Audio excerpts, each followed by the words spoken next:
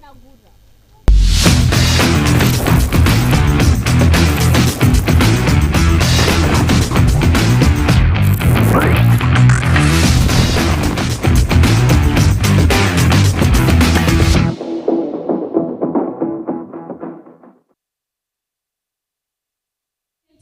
stand up if you're able for the national anthems. Sun hats and caps off, please.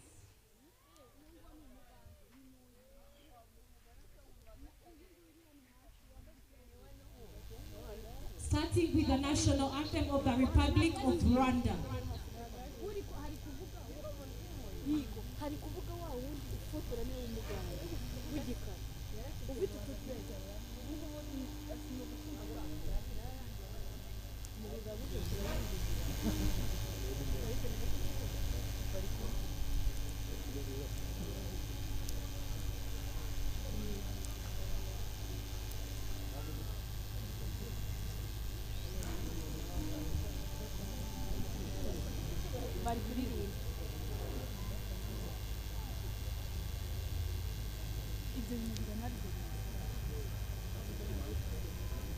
The anthem of the Republic of Rwanda.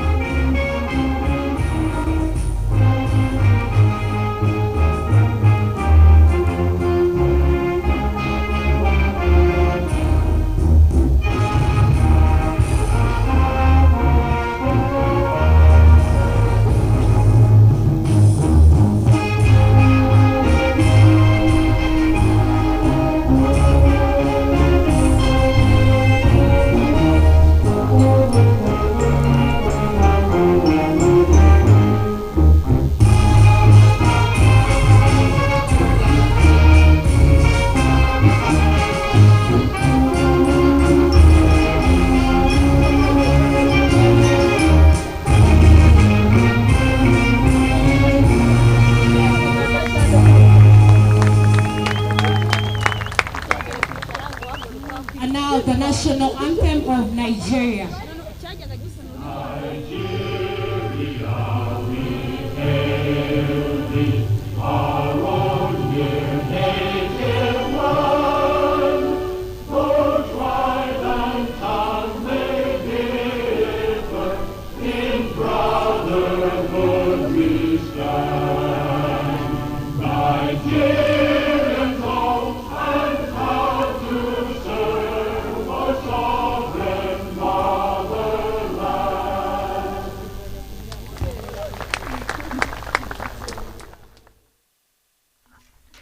Good afternoon and welcome to match day 6, game number 12 of the ILT20 Continental Cup powered by Fancode. You see the screens, Nigeria taking on Team Rwanda, the host. As we see, the teams are done and that's it with the national anthems. Allow me to take you down to the toss and see what happened between the two captains.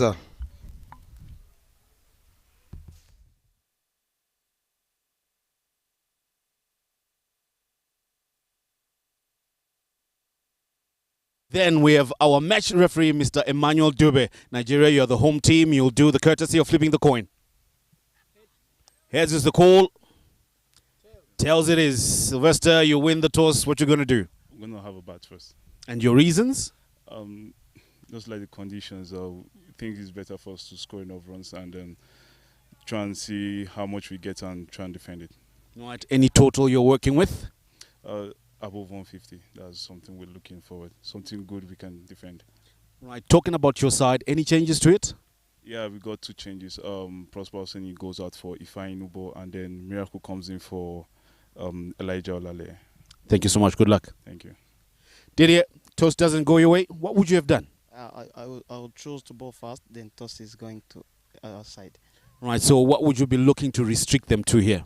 Under 150. 150 will be good score to chase. Right. Any changes to the side? Yeah, and two changes. Martin is out, Inyas is in, and Elix is out, Isa is in. Good luck. Thank you. So the news from the center, Nigeria win the toss and they'll bat first.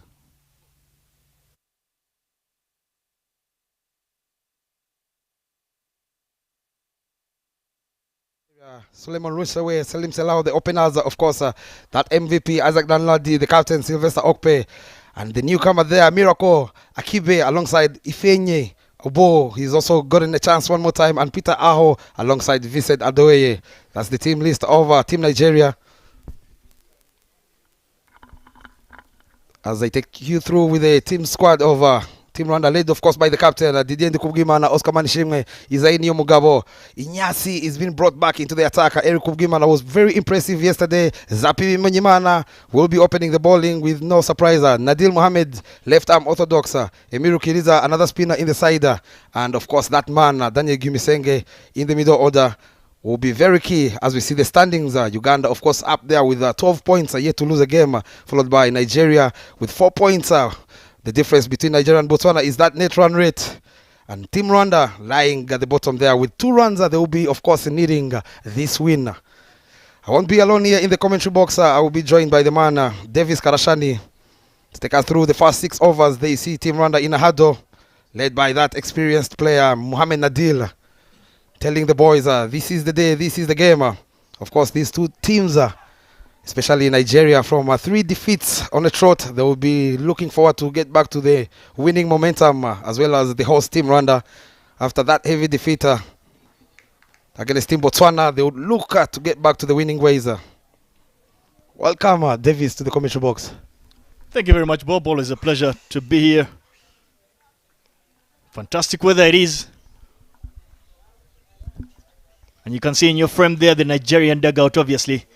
They know just how important and how much reliance they will have on those opening batters. Runsewe alongside Salim Salau. Nigeria, a very top-heavy side, rely heavily on those opening batters. They like to get out of the blocks pretty quickly.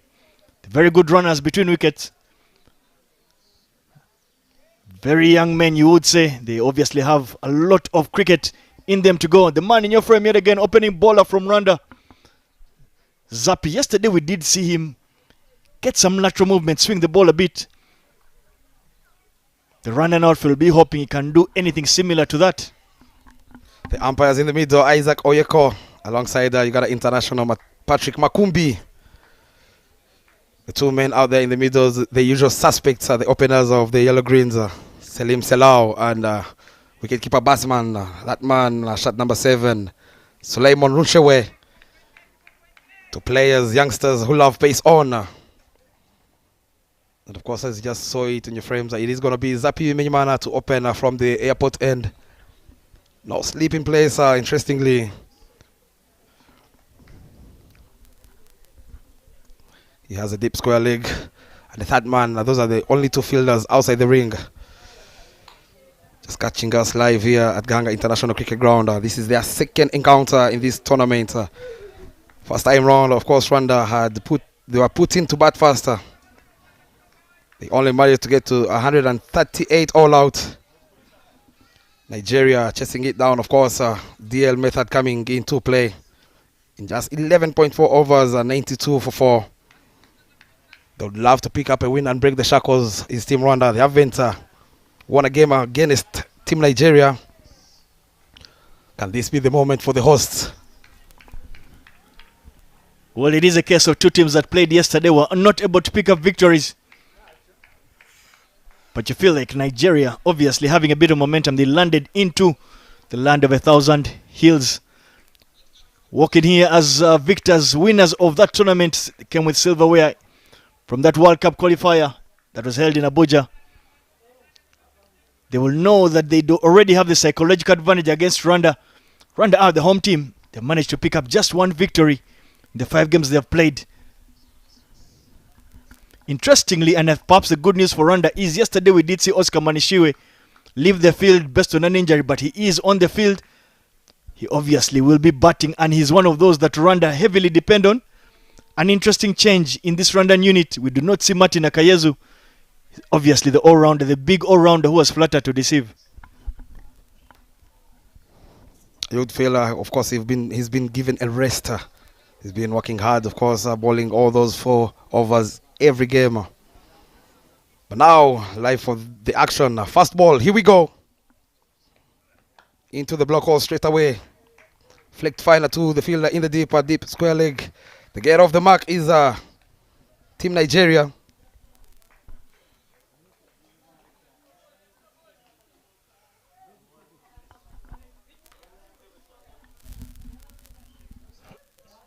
Zappi is obviously coming from the airport end, his traditional end.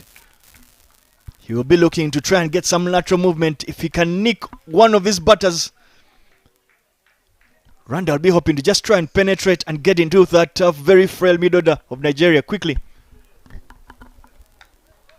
Back over length, well played from Selim Selau on the back footer. Watchful played, I would say. He knows there's that fielder in the deep square leg where he normally loves playing these half trackers. We'll be very careful. Of course, we've seen them having a flying start for their side. They would love, of course, to have one batsman to bat, to occupy the crease more.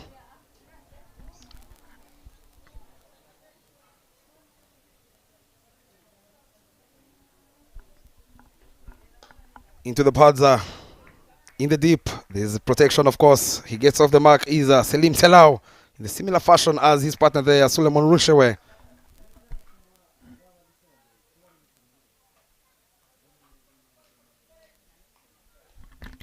Nigeria will know that they do have the upper hand in the last 5 outings between these two sides.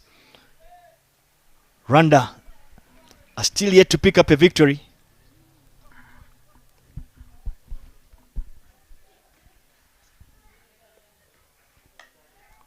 Manages to glide that down to third man. Very, very well played there. Was right behind that one, Rusewe. You can see the intentions from the Nigerians. They appear like they're going to first look to have a look, see what the wicket exactly is offering. And based on how they generally like to bat, they like to be very quick out of the blocks. They are fast runners. They'll drop and run. But they also rely heavily on that extra cover region.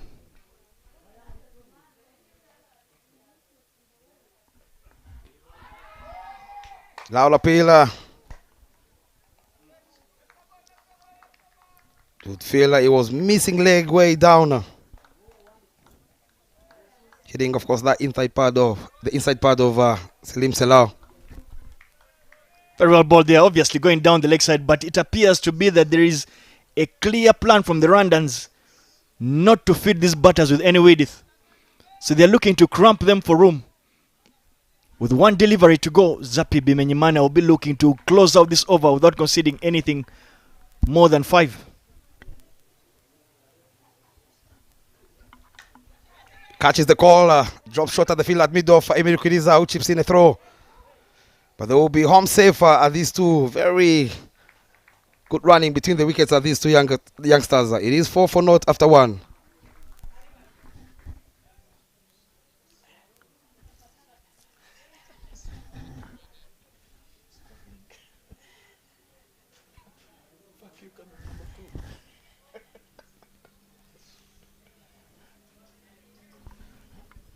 With no surprise, it's going to be that man, Eric Ogimana, shot number 22, to shot the new cherry with Zappi Bimenyimana, the senior pace bowler in the side, coming in from the pavilion end. We saw him yesterday getting some shape up front, threatening that outside edge. They would love him, of course, to pick up a wicket or two in the power play. A very tidy over to start with from Zappi Bimenyimana, giving away only 4 runs.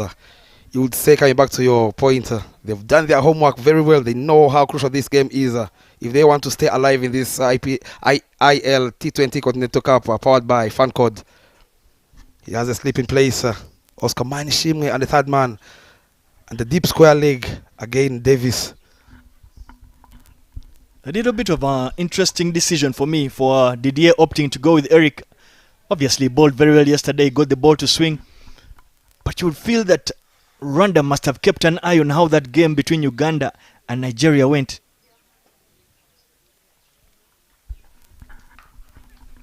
Short and wide delivery.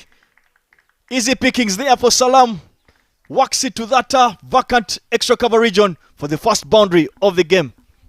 Very easy pickings there for a man like Selim Salau's potential with on offer. Rocks back on the back foot, beat that fielder with his diver, allowing the ball to go all the way to the boundary. Fast boundary coming off the blade of Selim Selau. You'd see again, this is the conversation we had yesterday. Not sure why they have that fielder at deep square leg instead of putting him to deep extra cover.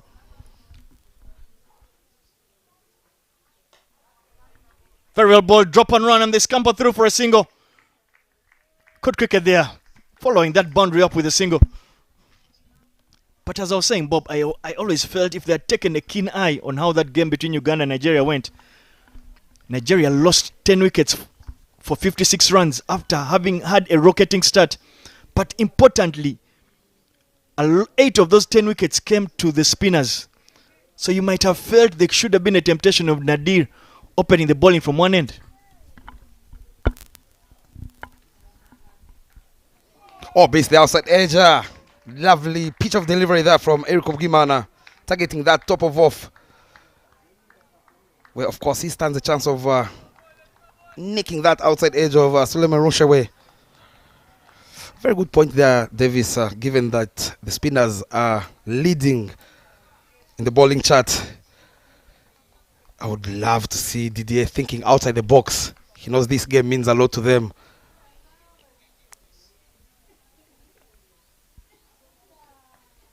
Into the pads, flicked finer, straight to the fielder at short fine leg. They'll be very happy to keep the scoreboard ticking at these two. And given that that angle he brings in, Mohamed Nadir bowling it into the right-handers, bowling it away from them.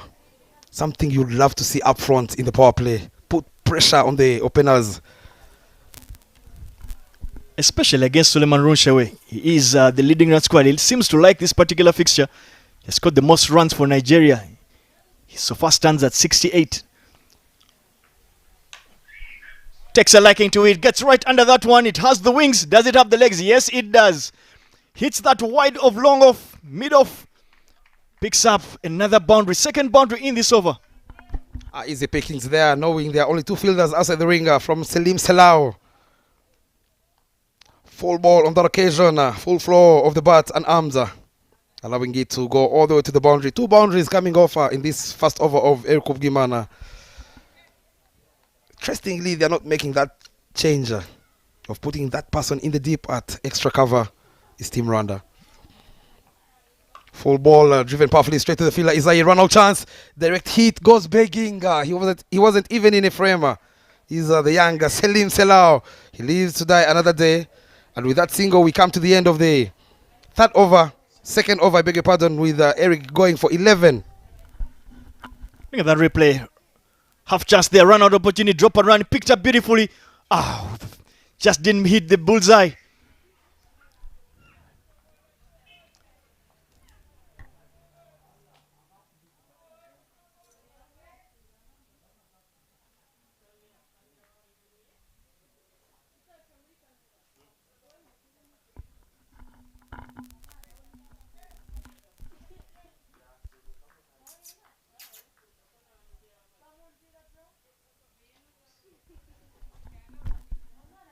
Back to Zapi. To bowl his second over, he's been very tidy, giving only 4 runs in his first. We always talk about, of course, bowling in partnerships. Plays it to the back foot, straight to the fielder. Orkide Tuisenge there at point.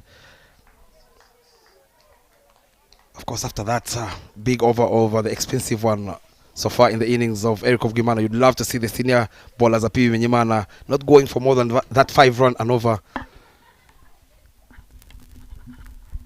It's also key to understand that this particular part, you'll feel like the Nigerian openers will have had a decent enough look, so they'll look to try and go big. Down the leg side, straying down again, attacking the pads is Apiwi Menyimana, ending up giving away an extra run. He will have to rebowl that. Balls are a bit too straight off, clearly drifting down the leg side. But you can see what he's trying to do. He's trying to avoid bowling any width, which the Nigerians clearly enjoy. Just from the setup, you can see the batter's bat way down outside leg stump. Very well bowled yet again. Suleiman Rushaway clearly showing a lot of intent and desire to try and get to the other end. The Nigerian duo is very, very used to the fact that they quickly get out of the blocks. This will be a little bit unfamiliar for them. Very lucky there from that man at the non-striker, Suleiman Ronshawe. Yes, they've been getting their side at the Yellow Greens. These two openers, a very good start, a flying start, I would say, of 50 plus in the power play. But again, you would see they always give a chance of a run out in the power play. These two openers very eager, and it will tell you the appetite they have of scoring runs up front. I've personally been extremely impressed by just how well Zappi has bowled. He's a man clearly who has done his homework. He's looking to ensure not to give the Nigerian batters any width. He's done his homework and he has excelled at it.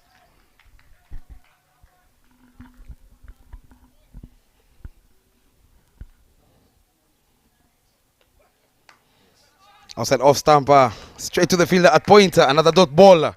Very impressive indeed from the experienced Zappi Menyimana.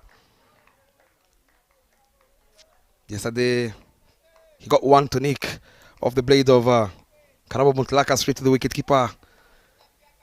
And he's trying to bowl exactly in those right channels.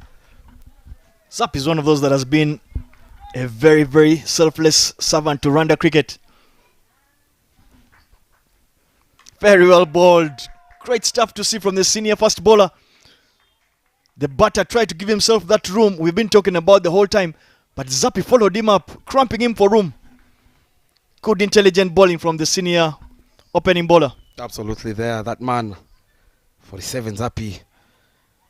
He's been in the side, I'll tell you, it's the whole family. His young brother played for the under 19 and the sister is the captain of the women's team, Dialabi Menyimana. It runs in the blood of their family. The last ball to come from Zappi Menyimana. Into the block hole, driven powerfully, straight as you like. Suleiman Rushawe gets his first boundary, telling Zappi Menyimana, I've had enough, to close off, of course, the third over with 21 for naught.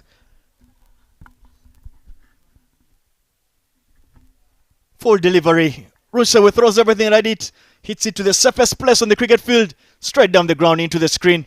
Zappi Bimanya unable to close out the over. 4 runs to that over ball.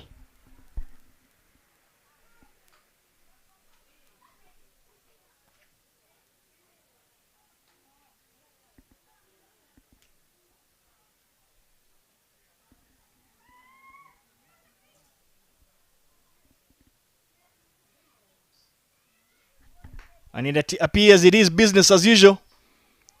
Eric will continue bowling from the pavilion end. Considered 11 in his first. He'll be looking to come back and do a bit of a repair job. Do anything close to what his senior bowler on the other end is doing.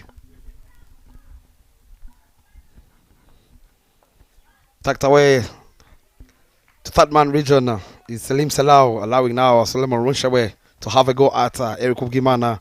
Interestingly, again, Didente Kubgimana is missing out that trick of setting the right field to these openers. You've seen in that previous 2 overs of Zappi, he's done his homework well, not allowing these two to free their arms. You just get a feeling that because Runshawe has been starved of the strike for so long, his only first 5 deliveries, you feel he's itching to get 1 or 2 away.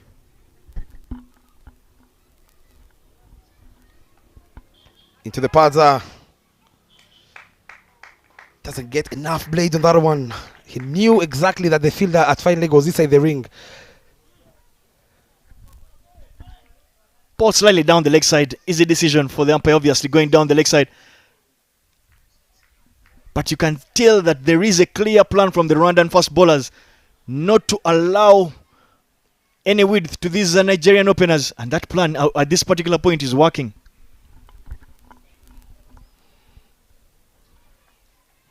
Cut away up and over that fielder at pointer. And width is being offered by Eric Kubgimana and he pays the price. Solomon Lushawe gets his second boundary.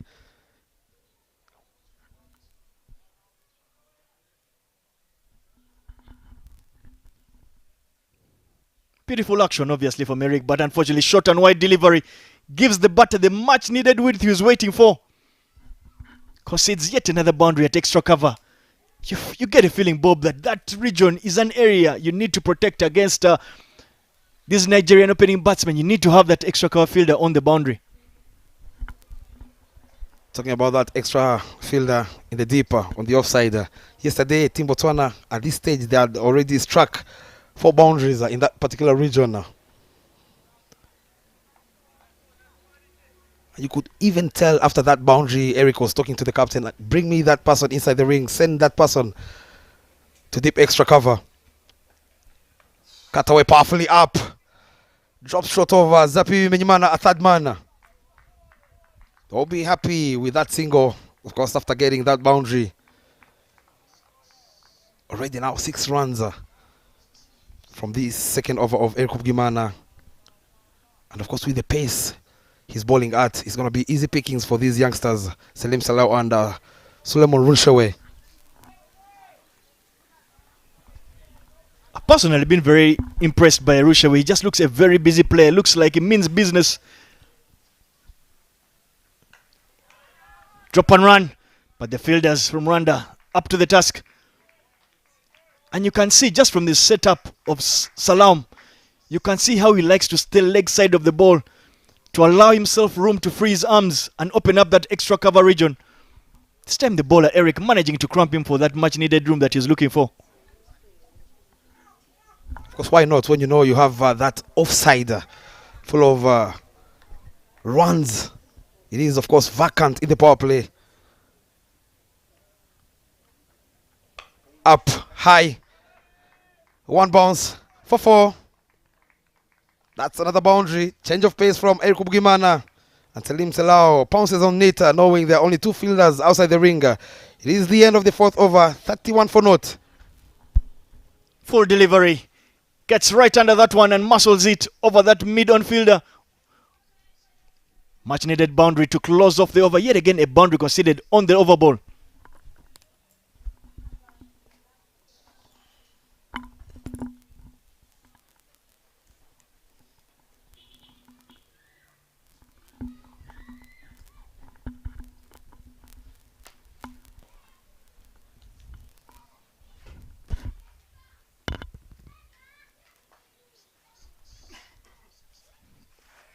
And we're back for the 5th over of this particular match. Zapi Bimenyimana continues to operate from that airport end. There is no change so far.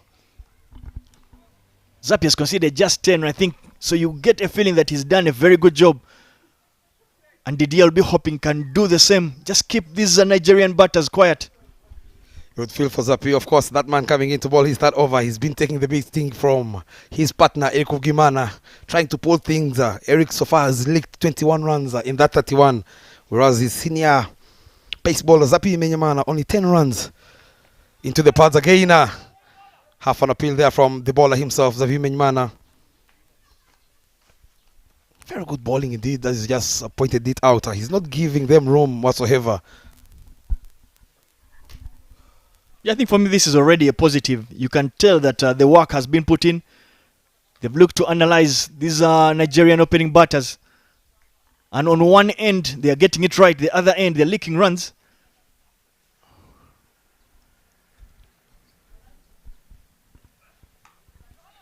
Drop and run, but Orichide is able to keep that to nothing. You can clearly tell from the setup, Salau looking to try and open up that offside. But great work so far from Zapi. Whether he's bowling his line and length in the right channels, it's going to force these 2 batsmen to play a shot which is not there. Something I love. He's sticking to the basics. Is Zapi Menyimana tempting Salim Salau. He loves playing it across the line. Up. Catch is the caller.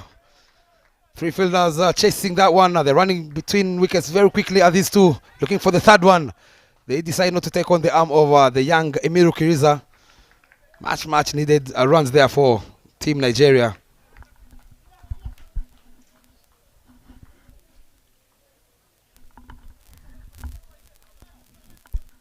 You just get a feeling there is a sense of urgency from the Nigerian openers. They know that they have not quickly gotten out of the blocks, something they have been very accustomed to.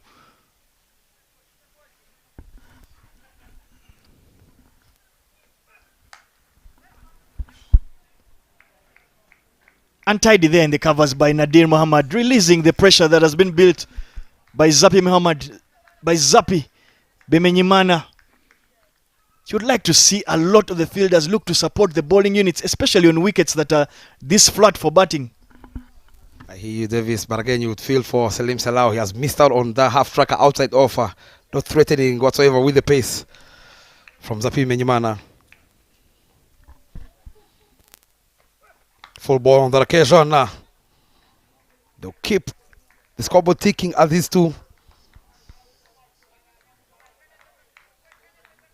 I love the way they're turning the good balls of Zapi Menyimana into singles. I think it's this passage of play that has really been very, very dominant for Nigeria. Even when they're not picking up the boundaries, they have looked to ensure that they keep rotating the strike. So they ensure that the batters do not get bogged down on one end. So it is very commendable. Obviously, the outside edge. That's Zapi Menyimana. For you, Salim Salau edging one. Straight to the wicket keeper. Didier Ndikubgimana. First wicket down. Look at the replay there. Very well bowled. Yet again, cramps him for room. Batter goes down the leg side to try and get that room, but is unable to get it. Gets a feather to it. Much needed wicket. Nigeria lose their first, and it's a big one. Salam is sent back to the heart. He scored 21 of 20.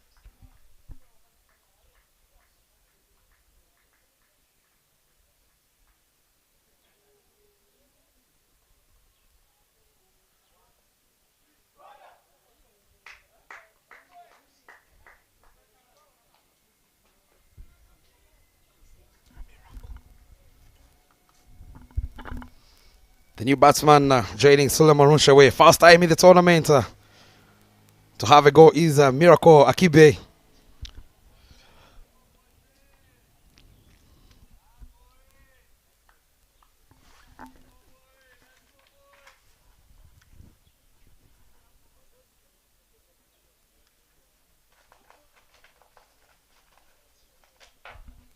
Interestingly, again from Didier Ndikubgimana, the captain of Team Rwanda, the host.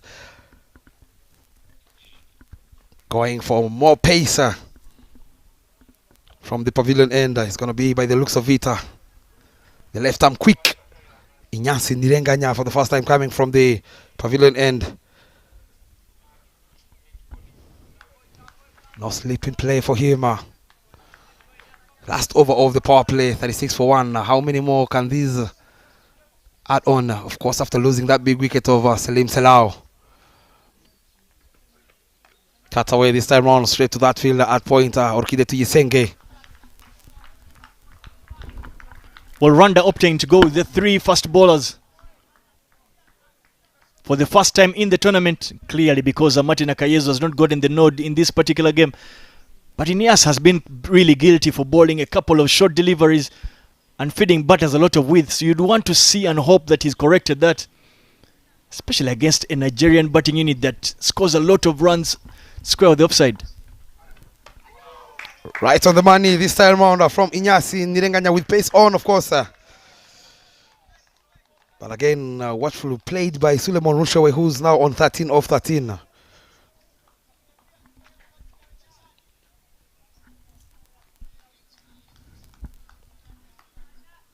Well, it is a good passage of play, you would think, for Rwanda, because they'll know that keeping these Nigerian batters at just 36 for 1 in the last over of the power play, they feel they'll have done a good job.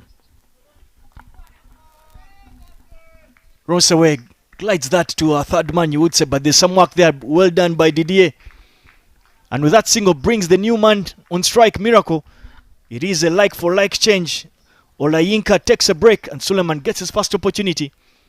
I always felt that Nigerian batting unit was short of an extra batter there in the top order, so that you get Sylvester Okpe to bat slightly later in the innings. Your batsman, of course, same field for him, Miracle from the Rwandan side. Oh, lovely shot. What a way to get off the mark for the first time in the ILT20 Continental Cup powered by Fancode. Is that man Miracle getting that, of course, width from Inyasi with the pace on, guiding it, beating that fielder, a third man who only played second fiddle in the chaser.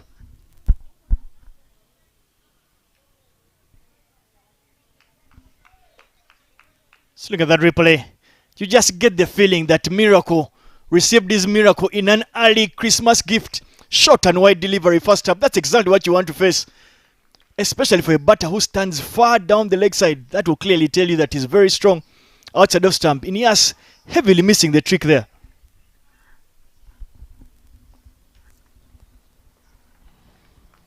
Not chips on, knocks on is a miracle. This time round, it is, of course, Inyasi Ndirenganya who produces the miracle for Team Rwanda, picking up their second wicket. What a gem of a bowler he is Inyasi Ndirenganya. Stands far down the leg side. He's cramped for room and can only chop that onto his stump. A lot of disappointment from him and Rusha with a non-striker. He is sent back to the hut for an early shower. Obviously, something for him to think about. The fact that he stands way down the leg side suddenly exposes his stumps, and right there he was exposed. Nigeria 41 for 2 after 5.5.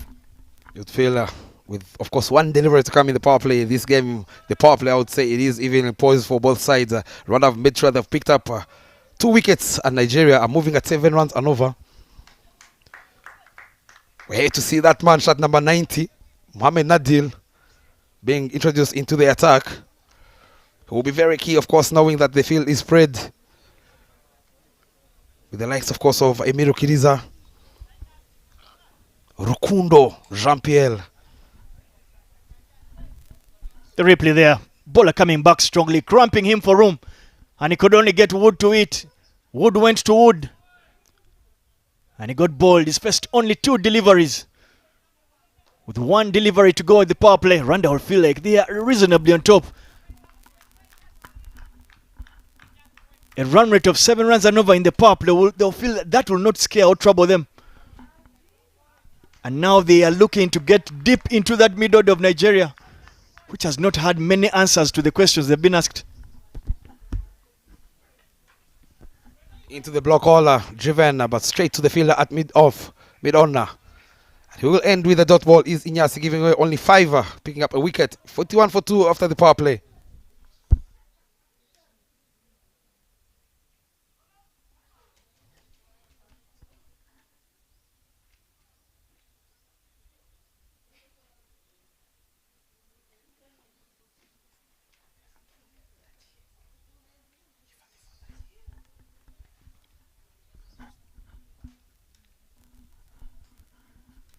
There is the highlights. You will see short and wide delivery. Got punished from Eric.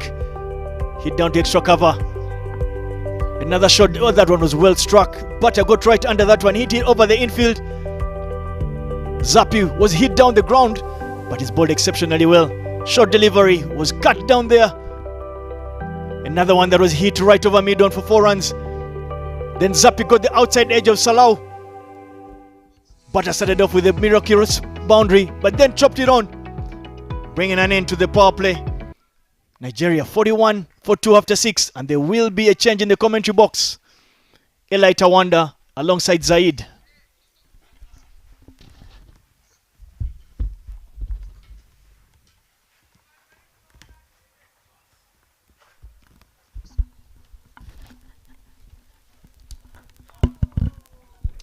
Nadim Mohammed being introduced into the attack for the first time by Rwanda. Fantastic afternoon, Zaid. Yeah, lovely afternoon here. As Nadir starts from the pavilion end, from the airport end here. He's been very useful for the run side. Gets plenty of drift through the air. Loves skidding the ball past the batsman.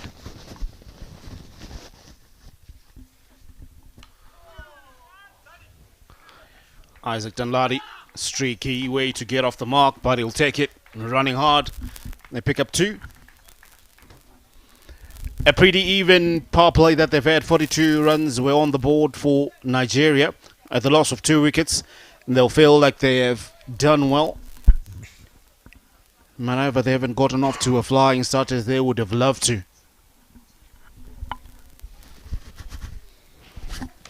Excellent delivery once again. A bit full on that occasion. Just a few stats about the ILT20 Continental Cup powered by Fancode. Going across the line. The umpire shakes his head and says not out. Probably would have drifted down leg with the arm going with it. Maybe just pitched also just outside leg stump. That is what got him away with that one. Yeah, speaking of stats in this tournament so far, 11 matches, 22 innings, 153 wickets so far. So much turn he's generating out of this surface. The talk around the park has been about this wicket here. He's got plenty for everyone. Just need to be skillful enough and patient enough with it.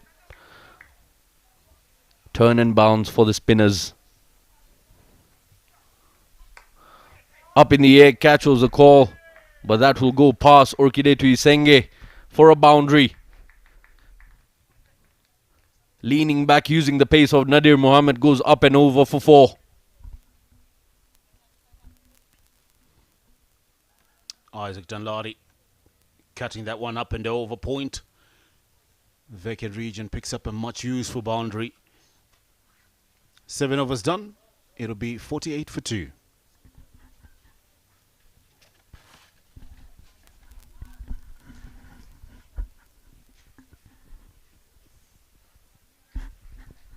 Having a look at the batting card of Nigeria. Solomon Aranshawe not out 15 from 14. Still yet to get going. Salim Salau as the wicket at the first slot, 21 from 20. Then Miracle Akibe, not any addition, just putting up 4 on the board. There you have the bowling guard of Rwanda, the most expensive being Eric Kubimana, giving away 21 runs in his 2 overs with an economy of 10.5. The 2 wicket takers Inyas Nirenganya and Zapi Bimenyimana. Good punch from Solomon Ranshaw. Means looks to play positive. He hasn't hit much of the strike, but has been there for a while. 15 deliveries he's faced. You feel that he's had enough time. You know, the men now on strike. Isaac Dunladi doesn't need to have a look around for much. We all know that he pretty much plays the enforcer role for Nigeria, and all that he's executed well so far. Shot, and that will race away for 4. Class all over that. It was a boundary the moment it left its bat. Isaac Dunladi, yet another boundary. That's a beautiful top shot. Leaning into that one. Didn't try to hit it too hard, but using his feet to get well to the pitch of that one. The placement was even better. Carpet shot indeed. Stayed on the ground throughout. Very, very delightful to the eye to watch.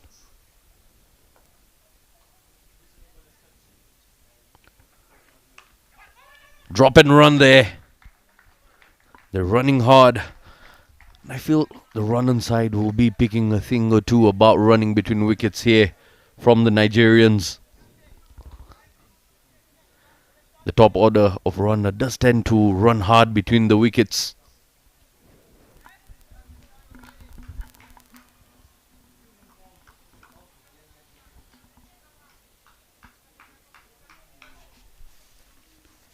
Ignace and Tunyangana has conceded 6 so far. Trying to be cheeky with that one.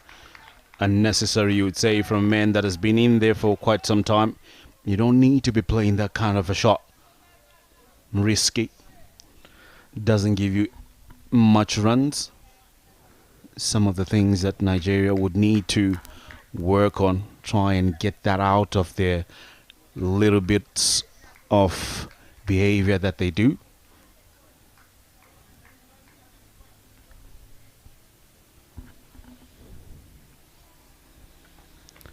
Oh, beautiful delivery. And they go up.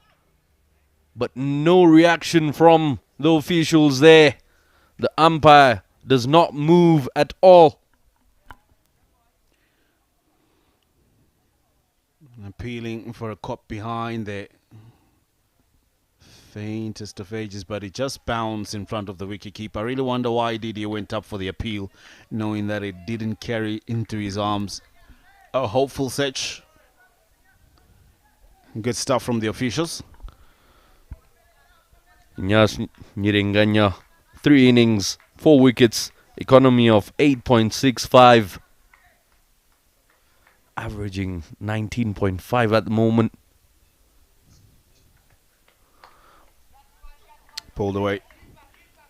Not a convincing pull shot. Sort of closed his eyes just at the last moment. 8 overs done. It'll be 55 for 2.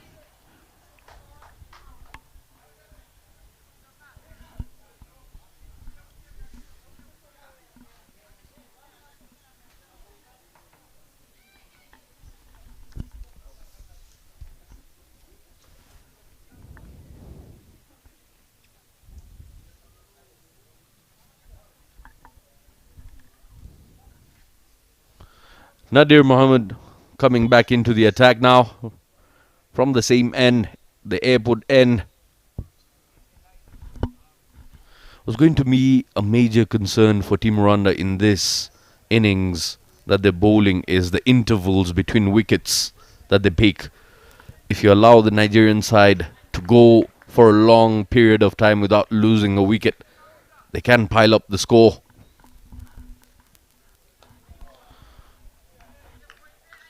Well, they picked up 2 quick wickets, so that was sort of a good thing for them. You do mention that they need to consistently do that, which is important because you don't want Nigeria creating very big partnerships and working it away. A bit on the leg side this time around by Nadir. What the team would like to see out of Nadir is restricting the flow of runs and applying pressure on the batsmen and working in pairs. The other bowlers can also chip in extra effort, pick up that much needed wicket.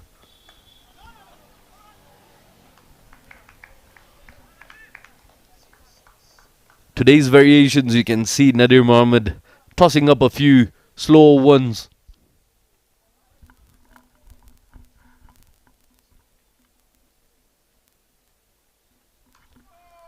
Excellent delivery there once again. Not trying to take on his bowling is Isaac. Isaac with width on offer has been quite dangerous. Going up and out. Nadir Mohammed strikes, and he strikes big. An unnecessary shot from Isaac Danladi, but you can definitely tell it was a shot of frustration and pressure because there had been 3 dot balls in the over, only 1 run from it, and he decided to go the aerial route.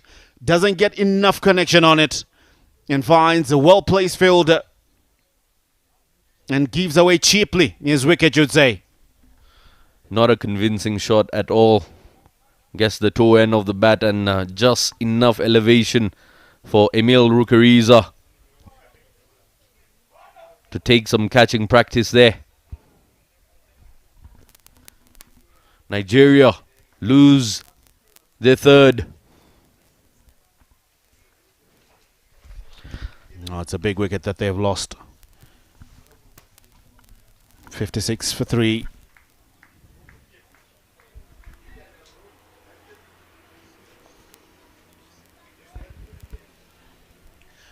Sylvester Okpe, the captain, is a new man that walks in. And he walks in what a time that his team needs a captain's innings here. And they've lost 3 quick wickets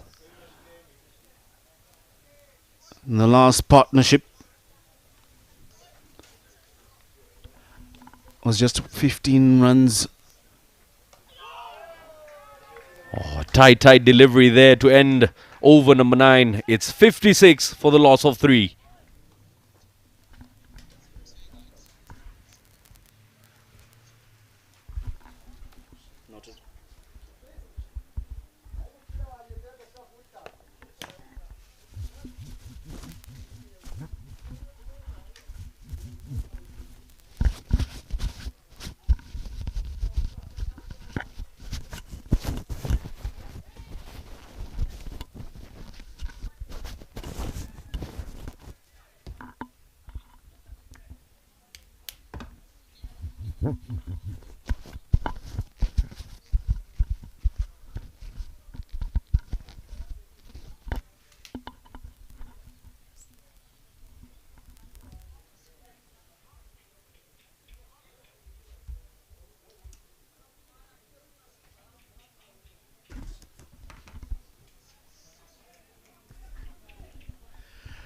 Coming into the ninth over, 56 for 3. There will be changes in the commentary box. Zaid Khan takes a break. And I'm joined by a man who is loving it in the commentary box. I'm sure he'll be a familiar face in the future games. Beautifully played there by Suleiman Ranshoe, trying to pick up a couple runs. I'm joined by the president of the Nigerian Cricket Federation, Dr. Uyi Akpat. So good afternoon, Doc. Thank you very much. Glad to be here again. It's good to see you in the box. We were together in Abuja. Yep. During the qualifiers. Now you join us for the ILT Continental Cup, powered by Fancode. How are you finding Rwanda so far? Well, very nice. I mean, it shows that you can't get rid of me that easy.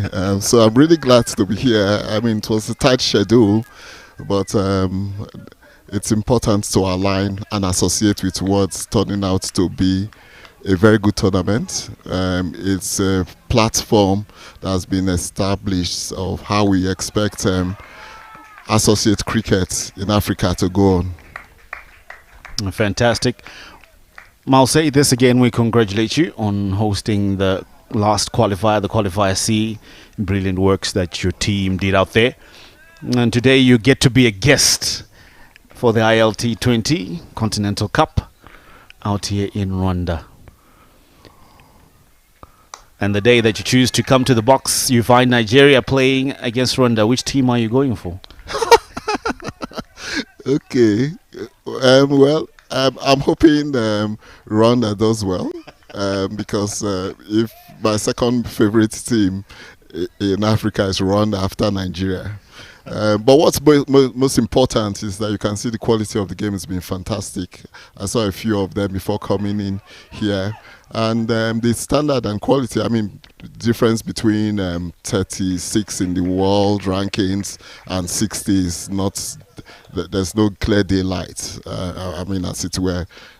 In this tournament, clearly Uganda has shown their experience being out there. But the other three teams are actually doing quite well. Definitely they've done well as Uganda, but also don't be humble. Nigeria have done well.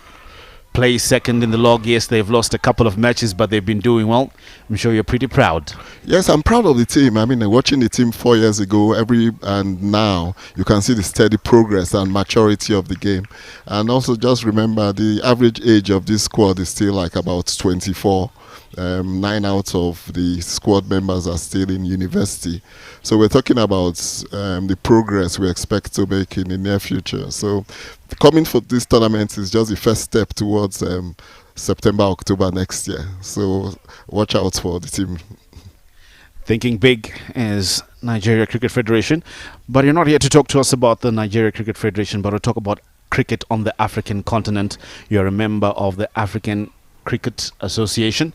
Do tell us about the strides that you guys are making into making cricket bigger and better in Africa. Well, we're just a month in the saddle, as it were. We've just started a month into the new innings of the board at the, as I mentioned to you in Abuja. You just need to get the foundations right, or in this case, the overall structure, which is governance. We've hit that, and the board committees have been formed.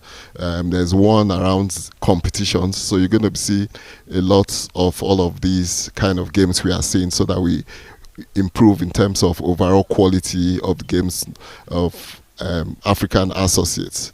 But more importantly too, there's going to be a lot around development, and it's just about bridging the gap and having a significant handshake with ICC when it comes to development across board. Because the end game is, and as said by the new global chair of ICC, we need to make cricket a popular sport, and Africa certainly has a significant role to play in that respect. And that's where I think ACA, working together with ICC, need that partnership to make that happen. Fantastic partnerships being formulated. The work of development. Yes, Africa has a huge role to play. And actually, there are a lot of countries that are within the African Cricket Association. 23 members that you have in there. 2 full members of the ICC. I know that should be South Africa and Zimbabwe. Yeah, sure. And then Namibia being an associate nation with ODI status. How have those nations that have full membership been helpful? I mean, significantly helpful. I mean, kudos, and we owe a lot to South Africa and Zimbabwe for coming good. The platform has actually been established, so they are taking a lead role, and hopefully we'll see some of the results coming through in the new year. So we have strategic plans in place, excellent initiatives around, as I said, high competitive, high performance events, developments, and even overall commercial awareness. I mean, this way we need commercial partners to really make the game, again, at the end of the day, you are having more and more players wanting to make a career out of the game and providing those kind of opportunities or platform within the African continent. Magnificent things. It's huge developments, working in brotherhood and camaraderie. Any new competition that we can see up on the horizon that you would love to preempt for us? I mean, could this ILT20, I mean, I can already see it going bigger and better in years to come. And I know ACA, let me don't preempt the competitions committee, but you're going to see the Africa Cup coming bigger, bolder, and better. And I think what we're going to see, I mean, the quality of games of these teams have just gone up, and that's due to series that you have, bilateral, triangular, quadrangular series. We're going to have a lot of that. But let me, to let the cat out of the bag, hopefully you have countries like Nigeria having local events but inviting people. So we are hopefully towards the end of 2025 we're going to start our Nigerian Super League, which is going to be mirrored around the IPL type formats and what's happening in Nepal and some of the other places. I think the end game is just to provide vibrant environment for our players across the 22 members to be playing on a regular basis. Fantastic news coming through. Lots of competitions to come through, similar formats, and more competitions that we already have will grow bigger. Sylvester Okpe on 4 from 8. Solomon Rancho is down well, 23 from 25. Looking set is Nigeria. They have 7 wickets in hand. They would love to get a really big score here. Just works it away into a vacant region. And they pick up 1.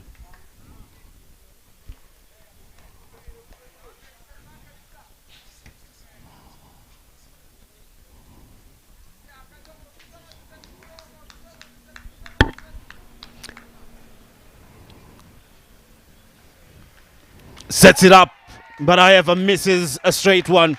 Solomon Ronshue will depart.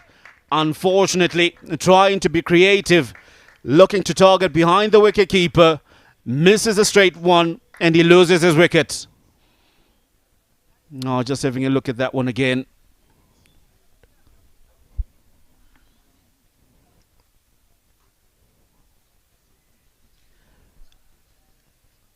Misses really a straight one.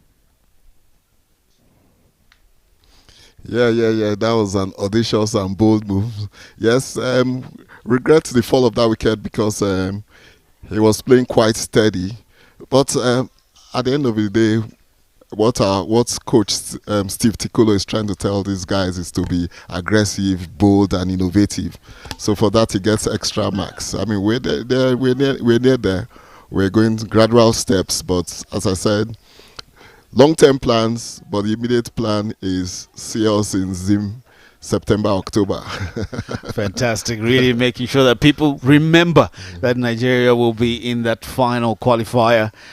And then lastly, I expect that all of these developments will also trickle into ladies cricket. Well, ladies cricket is, top notch. In fact, I came for this tournament because, the guys have been saying we've been paying too much attention to ladies cricket. Our girls are 26. We come here annually for the Kwibuka tournaments.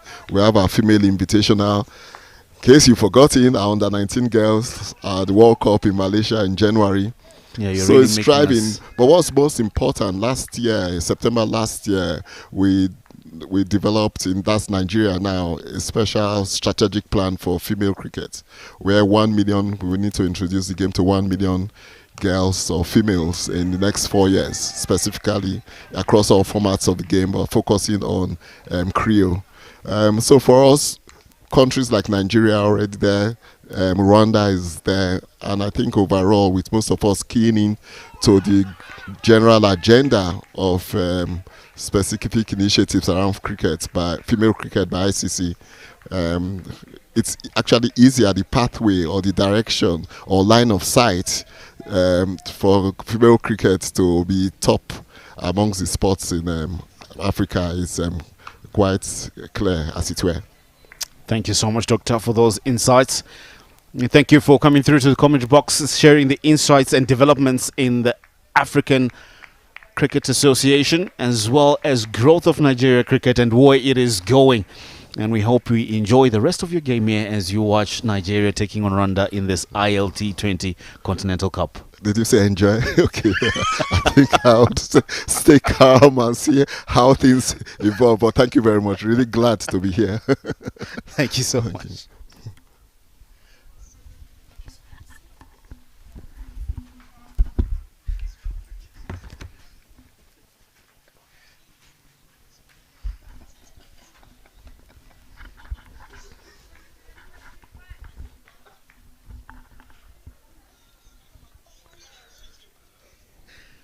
12 overs done, it's 68 for 4. Well, it's not funny, but what's been happening in the commentary box is absolutely entertaining. The president of Nigeria Cricket Federation thinking that it's not going to be a match to enjoy, but he will stay calm. Meanwhile, the banter behind the scenes, amazing. We welcome Zaid Khan back into the box. Zaid, of the two sides, which box would you rather be in? I'm very comfortable being in the commentary box here, keeping it neutral. Nigeria just finding themselves in a sticky situation here, reaching the halfway mark. They have lost 4 wickets and almost losing a 5th one. Sylvester Okpe trying and searching hard to find form here. Looking at that one again, quicker delivery, straighter, rushing onto him. Almost playing it onto his stumps there. Yeah, bringing the bat in the very, very last moments. Fraction of a second late, and he would have seen himself going back. Ridwan Karim.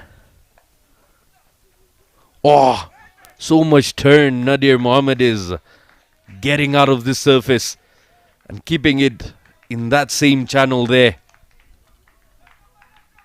Look at the turn. Look at going almost down the leg and comes back to catch the shoulder of the blade. Being turned inside out was Karim Ridwan.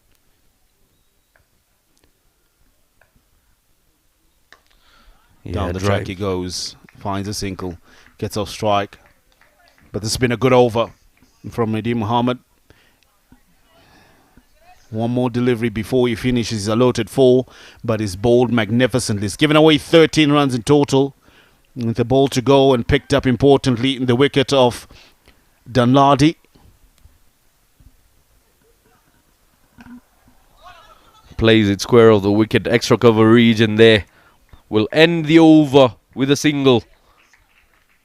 71 for the loss of 4 after 13 overs here. –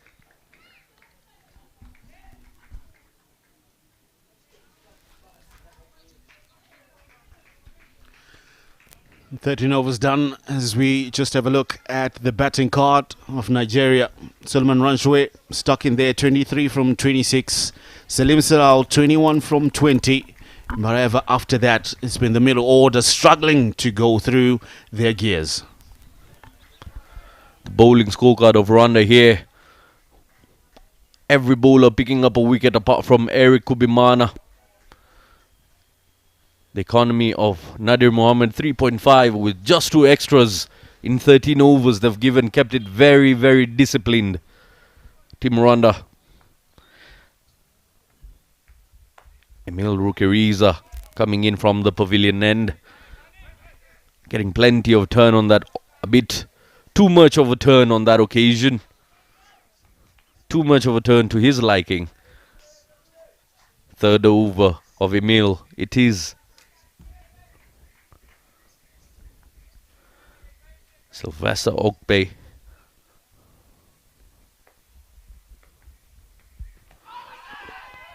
Once again, it's the bounce for the umpire there, missing. And he indicates he's going down the leg. Having a look at that again. Pitching outside off stump, huge turn. So it's the first time in the tournament that we're seeing these surfaces actually getting some turn. Going up and over. Finds a vacant region. Good shot from Karim Ridwan. Breaks the shackles. Finds a boundary. Trying to add a little bit of impetus into their scoring here is Karim Ridwan.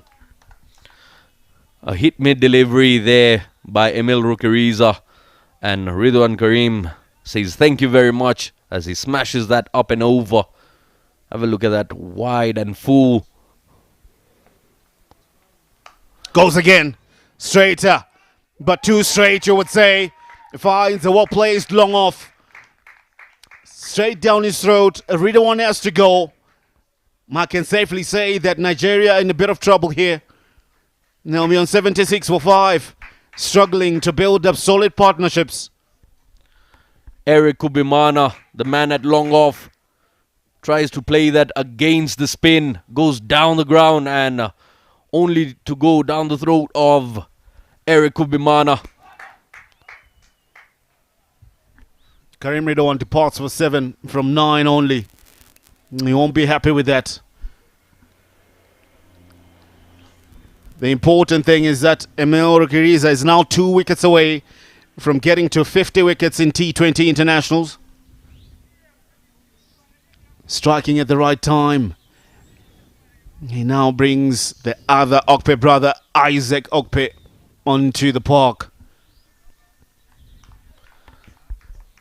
Well, it's safe to say that Mr. Uwi does know a thing or two about his boys.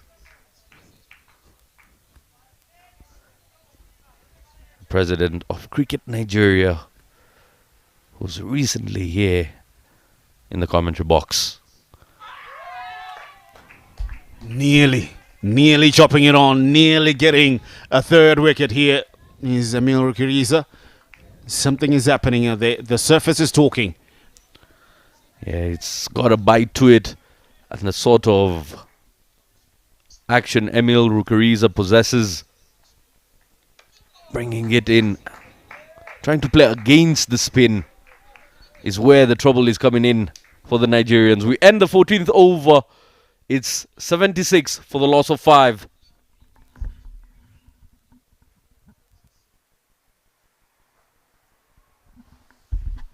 End of the 14th, and there'll be changes and voices in the commentary box. That'll be Bob Bashir with Davis Krashani.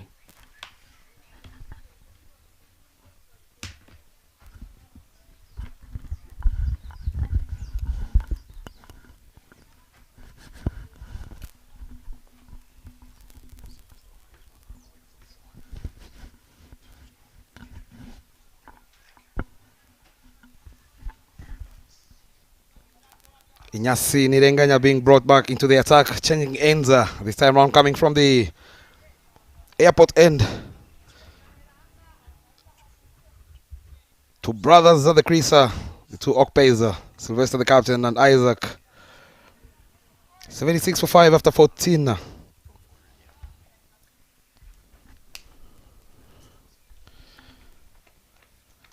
Short ball on that occasion, and the warning comes out from the umpire, of course. Letting him smell the leather is Inyasi Nirenganya. Nice and short delivery, but more importantly there, he's crumped for room. Inyas, it's been tough to bowl from the airport end.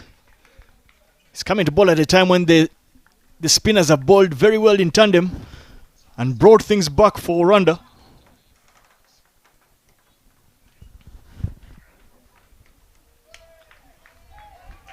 Very close to the line there, but the line belongs to the umpire. You'll feel Ineas has gotten away with that one. Absolutely, he gets away with it. Inyasi Nirenganya. You would literally tell from the wicketkeeper, of course, Didier Dikubgimana.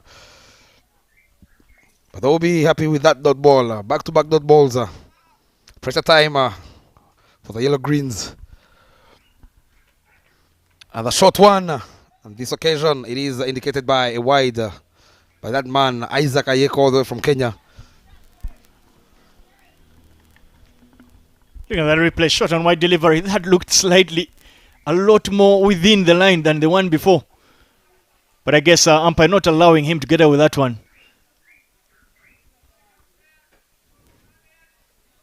Nigeria at 77 for 5. They need to put together a partnership. Drop and run from Sylvester Okpe. And that single will give him 400 T20 international runs. Yet another indication of how well he's done in that Nigerian green and yellow. Must remember that he was the first captain to take Nigeria to the Under-19 World Cup. And in this particular team, there are a number of players that played in that World Cup. Isaac Danlani, Rusewe, Ridman Abdul Karim was obviously part of the traveling team. Tournament was played in South Africa.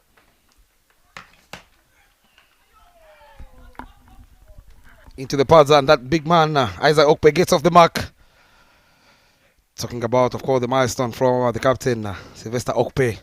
I'll tell you, Davis, that 400 has come in the span of 2 years. Back in the days, he used to come in at 9 or 10 for his side. I love the fact that he's now turning out to be a captain who can bat as well as contribute with the ball. Coming in at number 5 has been a success for the captain, Sylvester Okpe.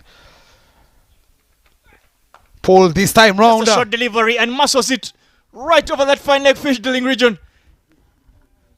Very well struck. Got right under that one. Short delivery for Minias.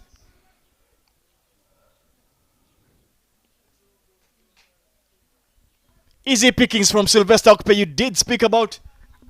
Half tracker from Inyasi Niringanya. And guess the treatment he deserved. Not a pitch Davis would love to bowl those half trackers, and we are seeing the way it is getting better and better to bat on. Seeing how well Sylvester has been doing, especially with the batting hand.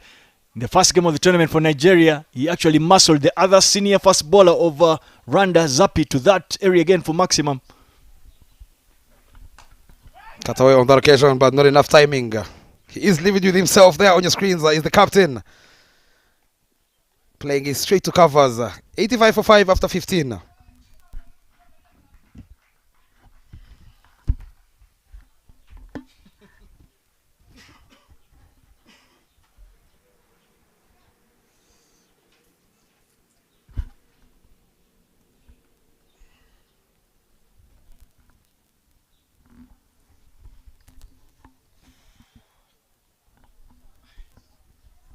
Important passage of play here with 30 deliveries to go to end this first inning. Emil Ruchiriza will come back for his fourth and final over. Very important 6 balls for Emim. He's managing to get some turn on the wicket, especially off those slow deliveries that he's bowling. But he's picked up 2 important wickets.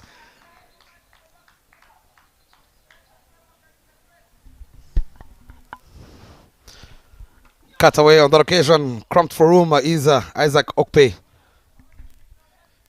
Again, Nadir Muhammad there in the covers, struggling to hold on to anything. Did say the other day, perhaps he needs to dip his palms in a kind of counter glue.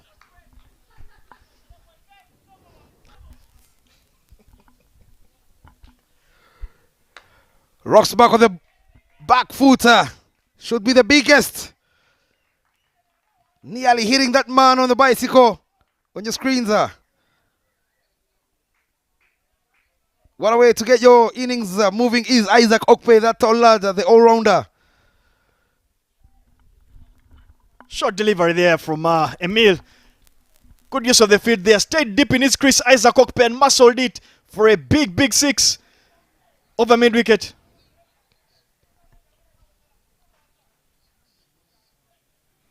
He needs to bring his length much fuller. That's too short. Easy pickings for the batters. And the way he's been getting, of course, that turn, I would love him to bowl a little bit fuller on the occasion. He has 4 deliveries, already picked up 2 wickets.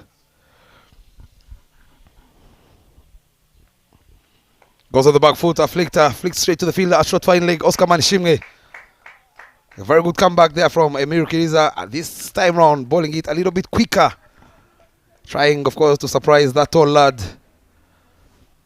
Isaac Okpe up against Emir Kiriza. He has a protection. He has a deep extra cover, long off, long on, deep mid wicket and a deep square leg. Rocks back on the back foot, cut away powerfully too is the call. They're running very hard. But they decide not to take on that arm of Inyasi Nirenganya in the deep. Much better over it is starting out to be.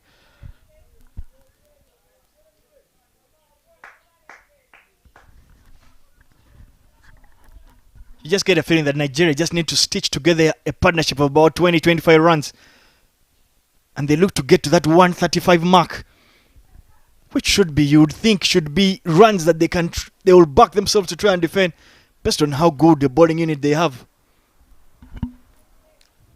And given that they have 3 spinners in their side, is the Yellow Greens, anything above 130, I feel it will be a challenging total. Deft touch there. The keeper, the scoreboard, the ticking of these 2 brothers. Coming back to that point, knowing that they have Isaac Danladi, of course, Sly, the captain himself, and Ridwan. Those are 3 spinners, which gives you 12 overs. And with the way the pitch is playing out, it is, of course, a belter, but it is offering some patches from the spinners. Good to see there. The batter and the bowler clearly sizing themselves up. I love this kind of battles. Of course, it is the last delivery of his quarter. He's been very tidy for his side. Picked up 2 wickets for 22 runs. Last ball to come. Here we go. Up against Isaac Okpe. Full down the leg side. He will have to reball it as the ball races away to the boundary. Expensive over here. It is starting out to be for the young Emir Kiriza. Totally unnecessary. You really want to believe. With just 1 delivery to go. Balls that way down the leg side. Keeper clearly had no chance at it. It's those little moments that can be very defining to a result. They'll be happy with those runs. Is the Yellow Greens getting closer and closer to that 3-digit mark. They know, of course, how crucial this game is after losing 3 games on the trot. They would love, of course, to get back to the winning ways. Half track again, rocks back on the back foot. Make that the second 6 in the over to close off his quarter with a maximum. He will finish with figures, of course, of 2 for 33 in his quarter. And Nigeria, 100 up for 5 in 16 overs. Another short delivery, asking to be hit, and hit it was. And with that maximum, Isaac has closed in and crossed that 600 mark of T20 international runs. Big over. Momentum has shifted to Nigeria. 104 for the loss of 5 after 16.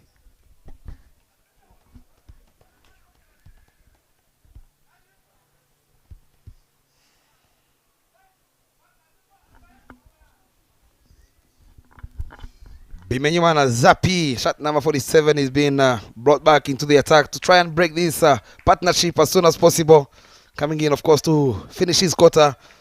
He was very tidy, picking up a wicket of Salim Salau earlier on, going for only 14 runs. He's been asked, of course, by the captain to bring out all the experience he possesses in the side. He has a long off, deep mid wicket, deep square leg, deep extra cover. Batting inside his crease is the captain, Sylvester Okpe. Here we go. Full ball, and he's been welcomed by a boundary. Bowling it full into the pads. Nothing delivery there from Zapi Menyumana, and he's been put away to the boundary.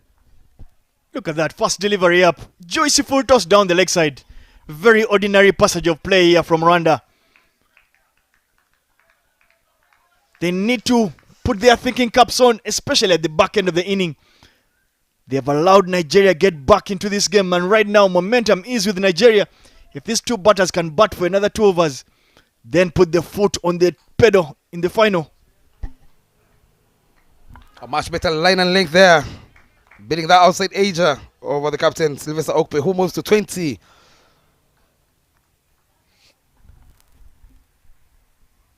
Could come back delivery there, cramped him for room. That's the line and length that Zappi has bowled all day.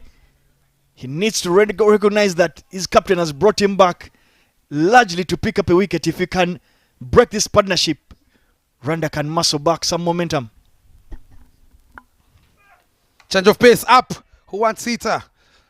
Who fall short in no man's land. And they will be very happy to get that single is the Yellow Greens.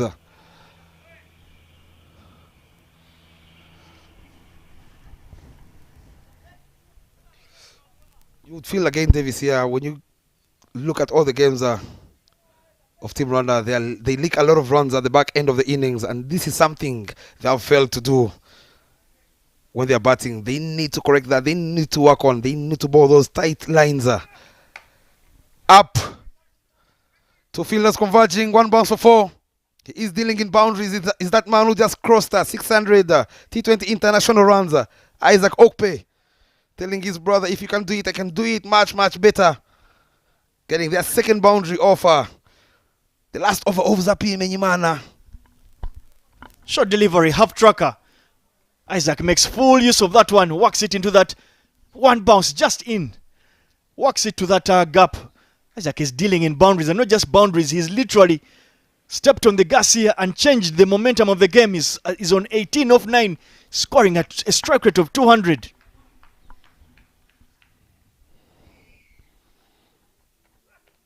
Up again. There's a fielder this time round. And the catch is taken. Zappi Menyimana will have the last laugh, of course. Very beautiful catch from Inyasi Nirenganya. A little bit fuller on that occasion. Not enough elevation from Isaac Okpe, who has to depart. 1 shot too many, you would say.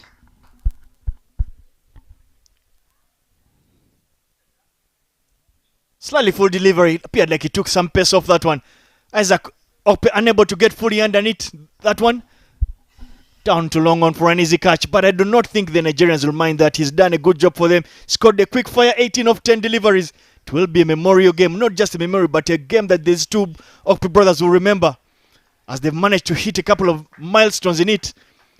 They'll feel picking up a win will be the icing on the cherry.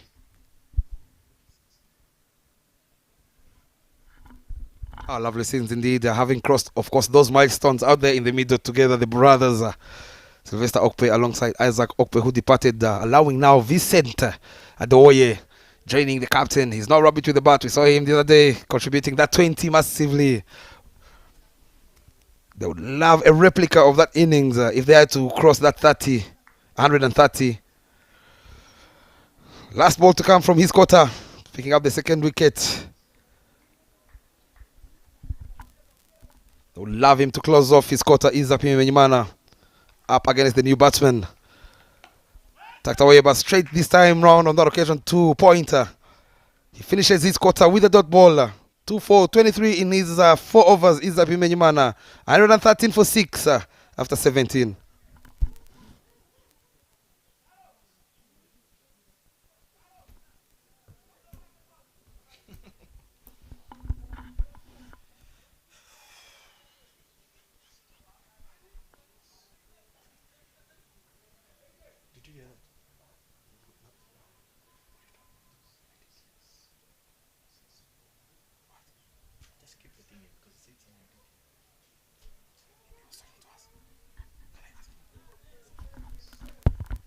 Well, and Eric comes back to bowl at the back end. He went for quite plenty in his first spell. Went for 21 off 2 and is now going to bowl at a very important stage. This is a momentum shifting moment. For Nigeria, they will be looking to get another 20-25 runs off these final 18 deliveries.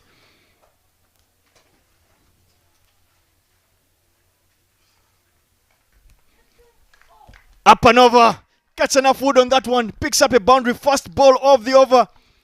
Eric's difficult day continues to only get harder. Sylvester Okpe gets enough wood. Big flashing drive. Because the third man is in the ring. That's flown one bounce to that gap. Pressure on the bowler. What a way to start that over indeed.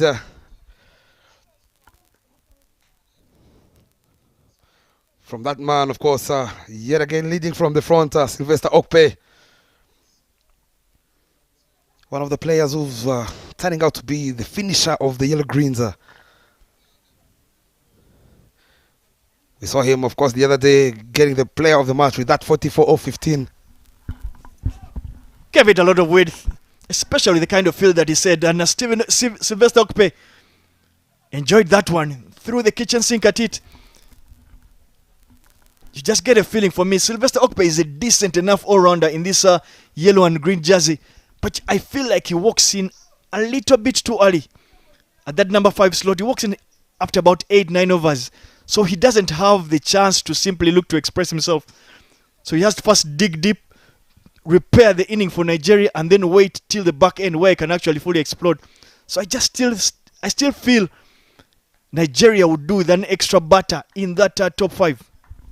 Very good point there, Davis. To add on, I feel he's starting out to be one of the best all-rounders in the region, knowing that you can come in after losing, of course, early wickets, stabilize the innings, make sure you play at the back end of the innings where you know you can accelerate, bring out your A game. And this is exactly what Sly is trying to do at the moment for his side. He would love, of course, to get them over that 135 plus to stand a chance of getting back, of course, to that winning ways.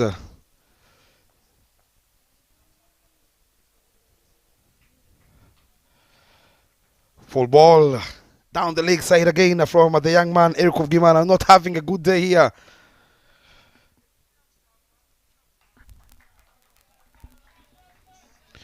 On the replay, you'd feel for him, he was trying to go a little bit fuller and quick, ending up straying it down to the leg side.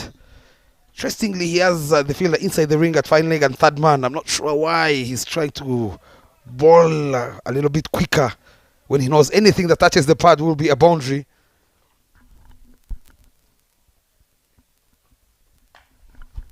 Up and over, there is a fielder in the deep, Daniel Gumisenge, to carry it off to only 1 run.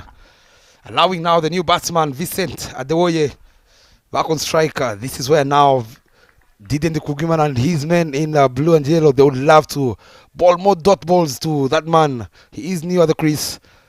He will be needing to go from ball 1, which gives you a chance, of course, to pick up that wicket. He has, of course, the deadliest Yorker is Eric Gimana. They would love him to execute it. Drop and run. Smart cricket there from Vincent. We did see him play a blinder the other day, but I think the important thing to do right now is get his captain on strike, and he does exactly that.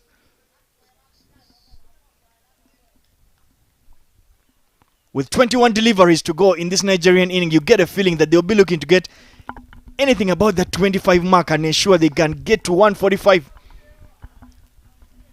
Especially because their captain is still out there. And you feel, of course, Davis, if you don't get to that 140, as you just mentioned, after winning the toss on this belter of a wicket, they'll feel disappointed. His eyes is Sylvester Okpe, the captain, and his men in yellow and green. Change of pace on that occasion. Up. There's a fielder who can only watch it sail over him. He put a hand on it, but in vain. Massive hit. What a blow here. Of course, from that man, the captain, Sylvester Okpe, once again leading from the front. What a shot to play, man, on back foot. Slower shot delivery, asking to be hit, but to hit that ball that far on that big boundary. Ineas nearly pulled off a stunner, unable to hold on to that one.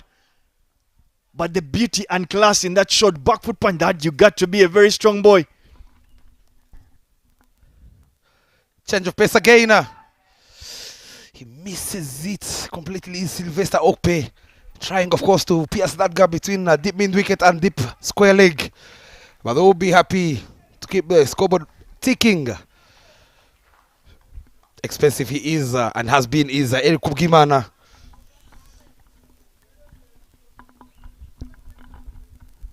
You just get a feeling that Rwanda might have missed the trick. I thought they bowled extremely poorly at a time when Nigeria were looking to simply rebuild.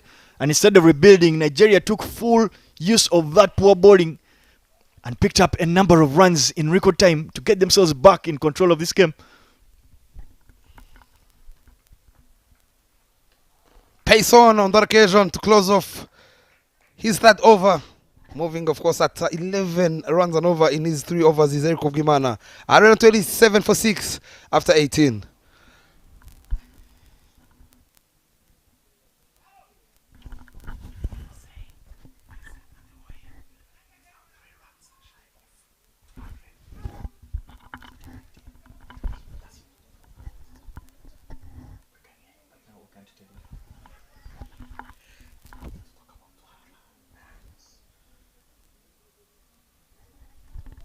And we're back for the final 12 deliveries of this inning. It's been an inning of 2 halves. Nigeria started off reasonably well.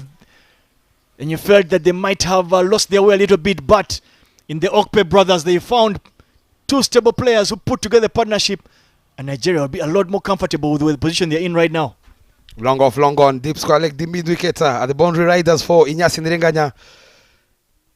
He decides to send the younger Izaidi Mugawo back at third man, bringing in deep mid-wicket, Mohamed Nadil inside the ring.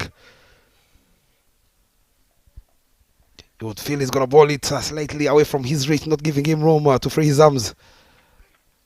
There you go, the intentions are clear. Yes, it goes down as a wide.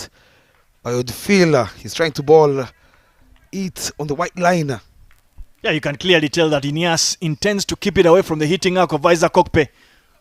We've seen how strong he is down the leg side. Important passage of play here. 18, you feel like 12 balls if Nigeria can get another 15 runs.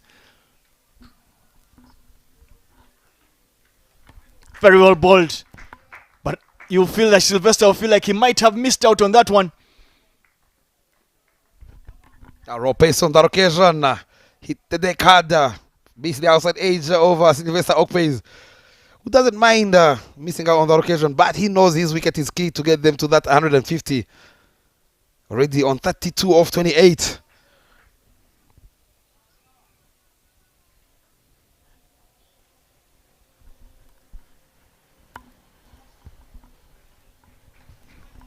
You can see the intentions from Inyas. He's trying to keep it away from the hitting arc of Sylvester Okpe, but this time that's adjudged wide outside that line that belongs to the umpire. There it is. Sylvester Okpe throwing the kitchen sink at it, but a bit too far from him.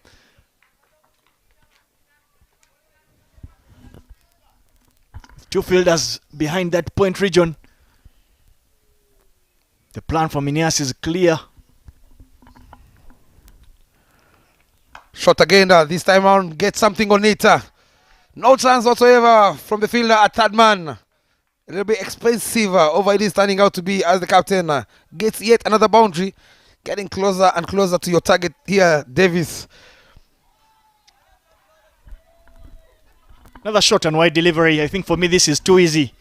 Easy pickings because you're allowing the batter a lot of room. He can free his arms and hit you anywhere on the park. But not just on the park, anywhere in Kigali. I'd have liked to see the bowler ball from left arm round and look to try and attack the stumps. I feel he might have a bit more success with that kind of strategy, because that will cramp the batters for room, especially Sylvester Okpe. Of course, that point coming out from the former captain of Uganda, Davis Karashani. Oh, lovely shot on the back foot, but this time round picks out that fielder in the deep, Emiru Kiriza, who cuts it off to only 1 run. That was struck powerfully. Unfortunately, it went to only that man in the deep.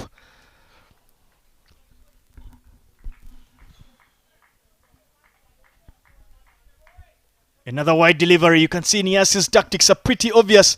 He's going to try and ball it across the right-hander. Challenge with that is that it allows the batters to free their arms.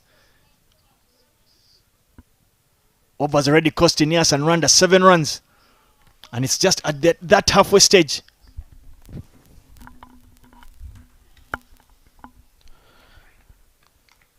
Another wide call by the umpire, Isaac Ayeko.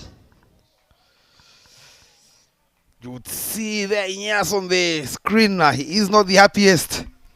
Bobby doesn't he care whether he's happy or not. The line belongs to the umpire. But I like the tactic that he has gone round. Now it's for him to get his radar straight and bowl as straight as possible. To try and bowl to those particular stumps.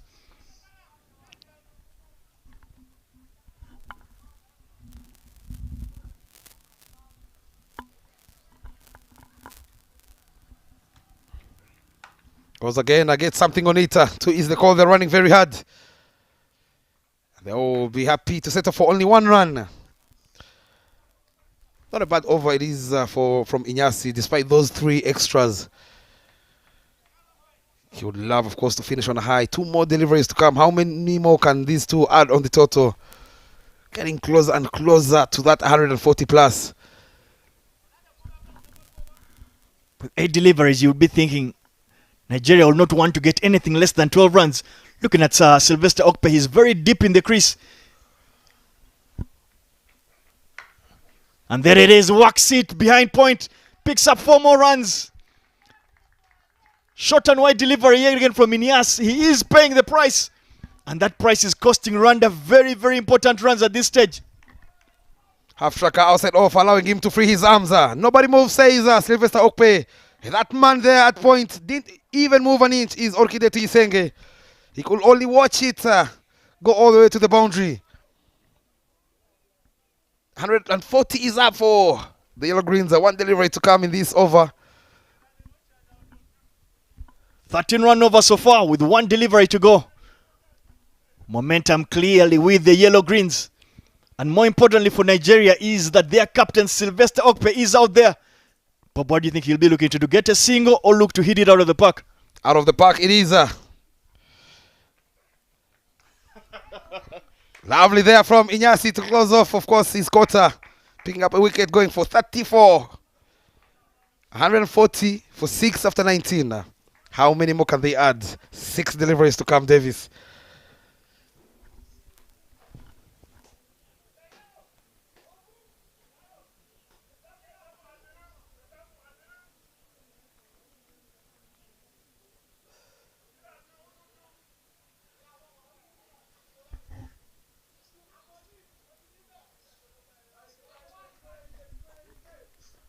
And Eric will be the man being tasked to bowl this final over.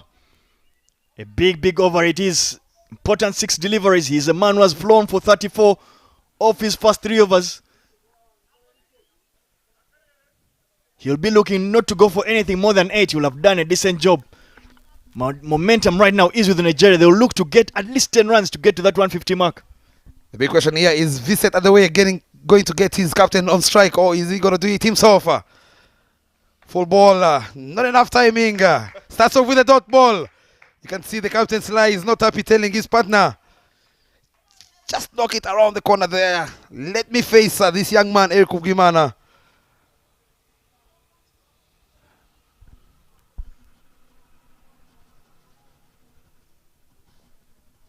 Has a long off, long on. Deep square leg, deep mid wicket.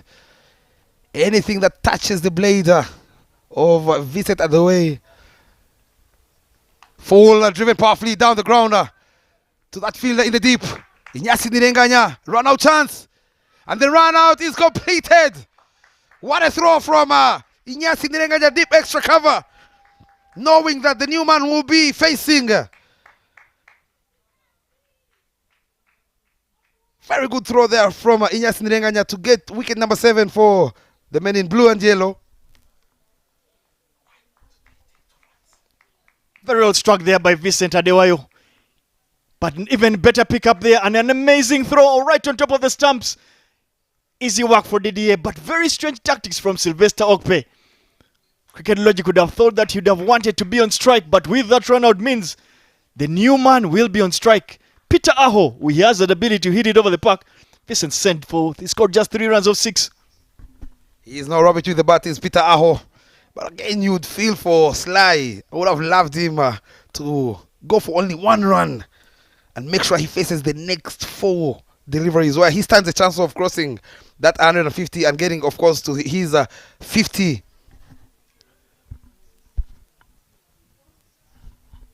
It's going to be Eric Kubimana bowling to the new batsman, Peter Aho. Feeding him, of course, the taste of his own medicine. He is the opening bowler of the Yellow Greens. He will be coming in the next 30 minutes to open the bowling. He would love to add a few runs on that total. Up against Eric Kubimana. Here we go. Fowler driven straight down to the fielder in the deep at long on. To cut it off to only 1 run. Allowing now the captain Sylvester Okpe back on the strike. 41 of 32. 3 deliveries to come. Turning out to be a good over, you will say, for Rwanda and for Eric in particular. At the halfway stage, it's considered just 2 runs. The bigger worry for him will be the fact that Sylvester Okpe, the Nigerian captain, is on strike. You'd like to see Eric draw his length back, not bowl too full. If he bowls too full, he will disappear out of his ground. But just draw the length back, take the pace off, force him to hit you to the bigger mid-wicket boundary. Goes full on one knee, up. There's a fielder, Daniel Gumisenge, who makes it look very easy. And it is, of course, Eric, who has the last laugh a little bit too late. But who will be happy picking up that wicket of the captain, Sylvester Okpe. Once again, falls into the 40s, holding out in the deep. Takes all the pace off, keeps it slightly wide. Sylvester Okpe not able to get meaningful connection, but he's played a handy knock for his team. Scored 41 in record time, 41 of 33. Captain's knock, and he gets an applause from his dugout. Nigeria will know they have probably gotten out of jail to get this 140 mark. Very good over there from that man, Nyanga. Eric Kubimana, of course, after going for those 34 in his 3 overs, he's made sure he come back to close of the first innings, picking up 2 wickets, going for only 1 run. I would love him to finish on a high as we see Mohamed Taiwo joining Peter Aho already in the tail. 2 deliveries to come in the first innings of match day 6, game number 12 of the ILT20 Continental Cup, powered by Fancode.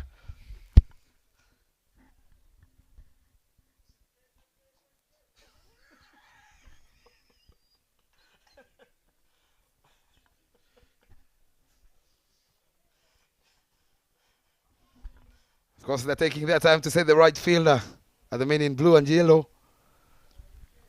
The new man in for Nigeria, Mohamed Taiwo.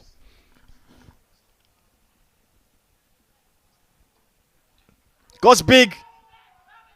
Pitched outside leg stump. Runs away down for 4 valuable runs, and they are adjudged as runs. Mohamed Taiwo is yet another one of those. A very good delivery there. I'm not sure why that young man was appealing. He had the nick from the commentary box here, allowing it, of course, to go all the way to the boundary. Much needed boundary for the men in yellow and green. Mohamed Taiwo is one of those players that play for Nigeria. He's in from that class of 2018 and the 19 players that played in that World Cup. You get a feeling that this is the golden generation for Nigeria. They'll feel that it is time for them to try and make a lot of progress in climbing up those T20 international ranking points for their nation. I'll come back to that point, talking about the golden generation. I remember that under 19 tour. They played Team Uganda. You will let me know where that golden generation is from Uganda. It is the last ball. Eric Kubimana up against Mohamed Taiwo. Change of pace up. Who wants it? There's a fielder. Orkide Tuyisenge wants to run back. They're running very hard for the second one. Can they sneak in a third one? Run out chance. And they will end with 149 in their allotted overs is Nigeria, after losing, of course, 8 wickets. Eric Kubimana will finish, of course, with 1 wicket. Very expensive for his 43 in 4 overs. Of course, they won the toss earlier on. Having a bat is Team Nigeria. They fall shy of that 150 mark. But they will be okay setting the host that 150 as a target when they come in to chase. Those 2 men there on your screens we're not surprised they will be opening the cherry for Team Nigeria. You'd feel that they've done their part, putting on, of course, a collective performance.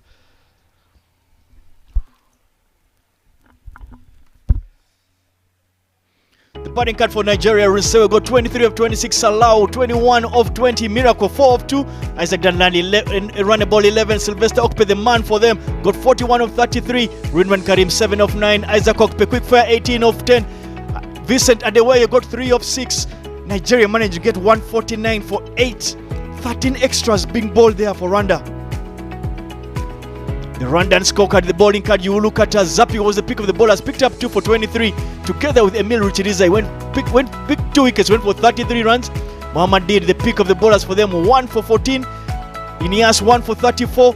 You just get a feeling that Eric Dinkumanya went for too many runs, went for 43, picking up 1 wicket, allowing Nigeria to get 149. Again, more importantly, 13 extras. The highlights package there.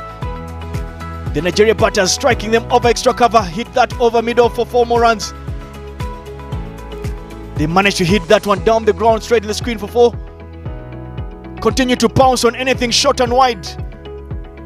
That was muscled down the ground over mid-on for 4 more runs. Then the wicket came outside edge of Salau. Started off with 4 runs, Miracle. Then was unable to keep that down, clipped that straight onto his leg stump, lost his wicket. Nadir bowled a beauty, but unfortunately that one was short and wide. He was clapped down for 4 runs.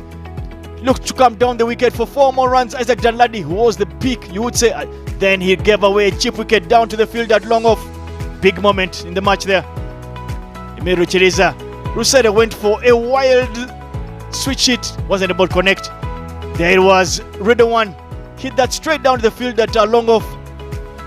Inias pulled a short delivery which was pulled for 6 by Sylvester Okpe. At that point, Sylvester was taking momentum. Isaac Okpe received another short delivery from Inias and muscled it for 6. Followed that up by another short wide delivery there from you would say from the youngster Emil. Before he bowled a short delivery that was hitting the screen by Isaac Okpe. Another full delivery that was hit down to fine leg. You would say short delivery from Isaac, who hit it down to mid-wicket. Then he lost his wicket, caught at long on. Didn't able to get enough bat on it. Short and wide delivery through the kitchen sink and flew over the third one region. Another short delivery. There was a drop chance there by Nias. Went for 6. Short delivery, short and wide. Nigerians enjoying to pounce down that width, and yet again another one there. Hit behind square on the offside.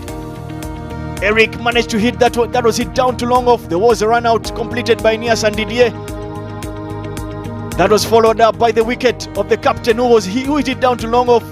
Caught down there by the fielder. There it was. Taiwo got an inside edge that ran away down for 4 runs. Valuable runs at that stage, allowing Nigeria to get to 149, losing 8 wickets in their 20 overs. Do join us after the break.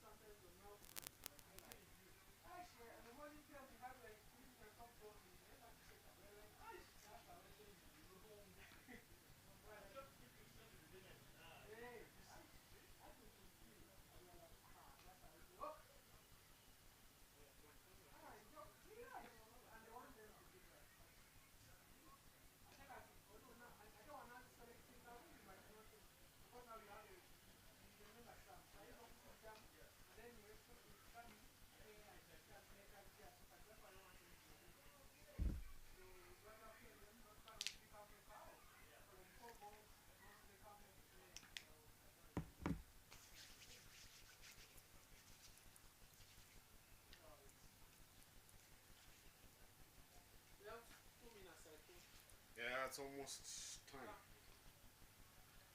4.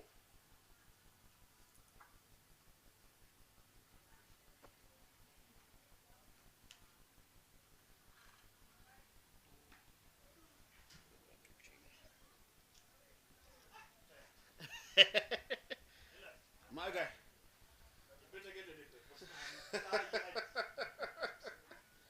It's a rest day tomorrow.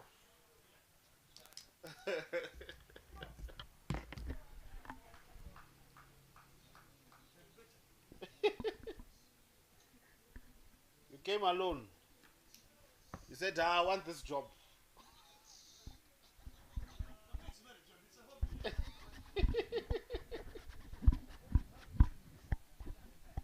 Tired from the hobby.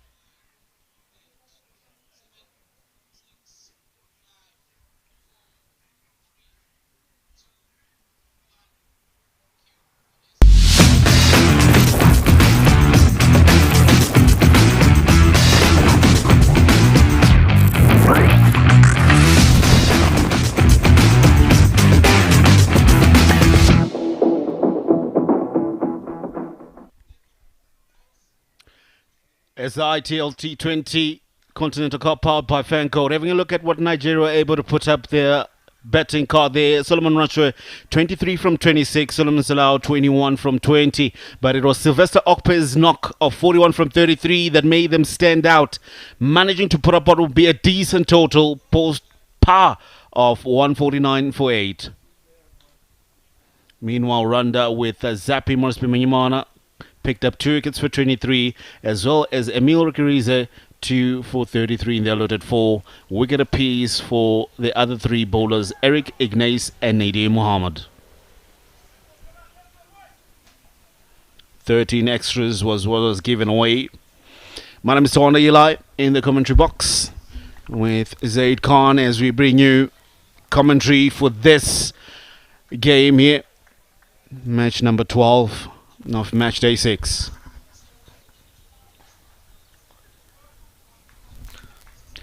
Afternoon, Zaid. Good afternoon. It's good to be back in the commentary box here for the run chase by the host side. It's going to be an exciting one, as we'd hope for. Usual suspects out there in the middle. Didier Nikubimana and Manishimo Oscar, the pair who've piled up plenty of opening runs for the man in blue. They'll require a lot out of that man you see on the screen. A lot for Oscar Manishimwe. Second leading run scorer in the tournament with 174 runs to his name. 150, still chasing 100, came close, has the tournament's highest score of 89. Meanwhile, his partner Didier Ndugupimwana is at number 11 with 92 runs, highest of 43 in the tournament.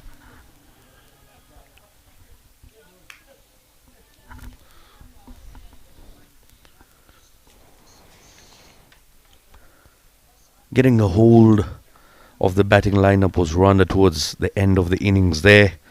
They picked up those 6 wickets, and then was a bit of a drought for them for wickets.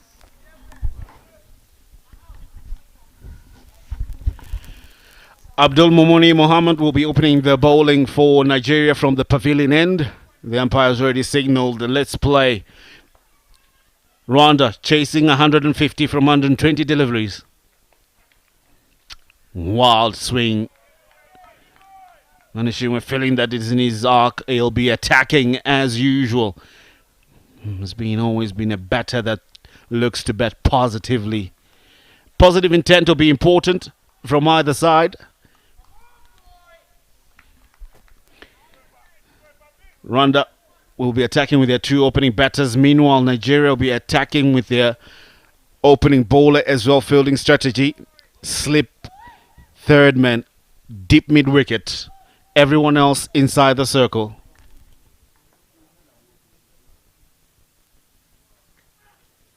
Going wide there. Will be the first extra of the second innings here.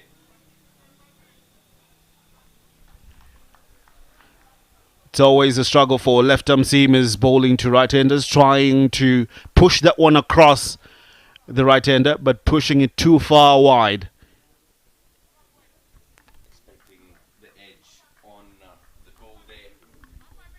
Trying to catch a feather.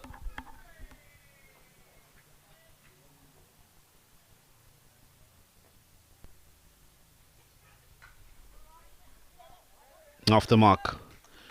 Rwanda is away with runs off the bat. Oscar Manishimwe opens his runs account. Yeah, typical of the Rwandan batsman. Very, very quick between the wickets. Slightest of fumbles and they'll take on the fielding side and steal the singles right under their nose.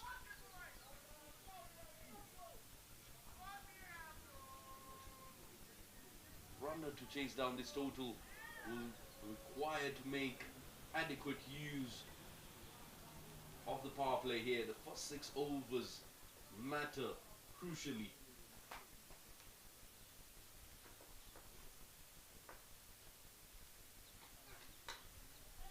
Quick single taken. Very quick off the mark. Didier Ndikubimwana also off the mark. So both batters for Rwanda up and running. Most often we've seen Manishima Oscar being the aggressive out of the two, but Didier, also being the captain, has got to keep a cool mind, got to keep a cool head on his shoulders there and show support. Cut away. And a race off the face of the surface. And a goal for. That'll be the first boundary of Manishima's bat. And that'll be the first boundary of the Rwandan innings. Cuts and cuts hard there, Manishima Oscar. With an offer by Abdul Mumuni. And he takes him to the fences.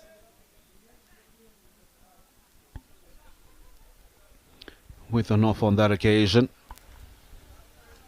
And they pounced it quite easily. Already an expensive opening over. 7 runs off it. Abdul Mumuni would need to be a little bit more disciplined because how you start off sets up the pace of how things can go. Especially within these 6 opening overs, it'll be important. Better dot ball. You need a lot of those to create pressure. You don't want these opening pair to get comfortable. We know how dangerous they are. They took apart Botswana in that 10-wicket victory. Final delivery left of the first over here. Team Rwanda with 7 runs on board.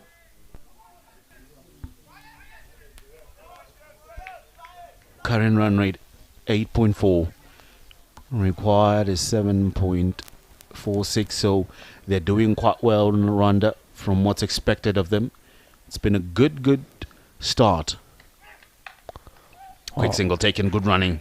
Again, flat-footed are the Nigerian fielders to end the first over. Rwanda 8 for no loss after the first over.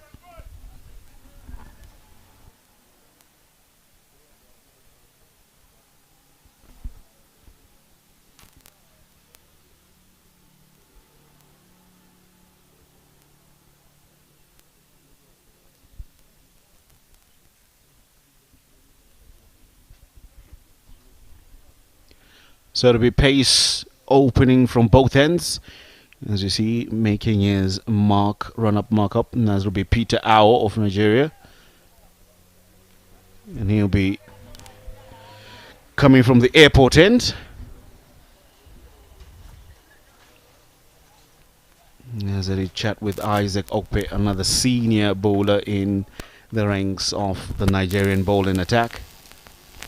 He'll be in his ear. Similar field, third man and a backward square. So you can expect the short delivery at some point in time in the over.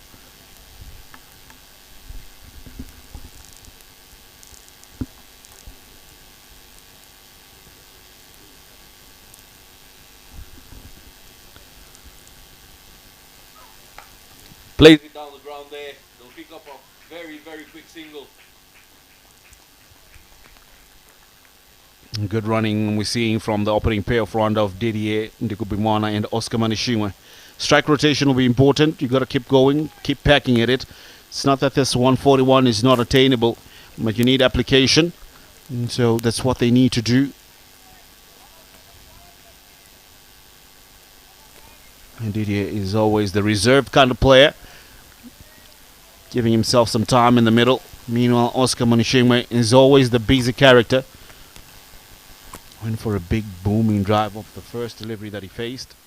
Missed it totally.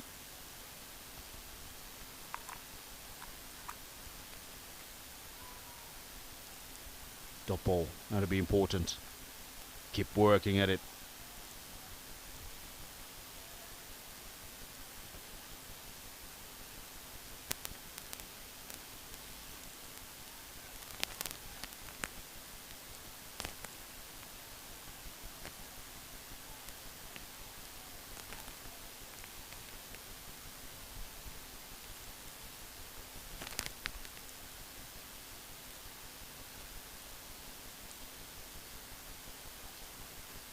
That comes off the thigh pad.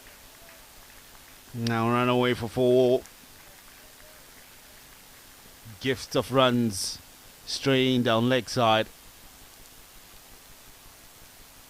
Seems as if it just tickled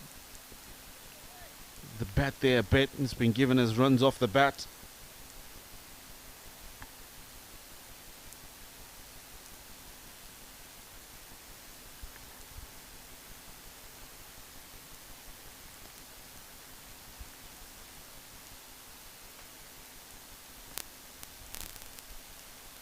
The target is 150.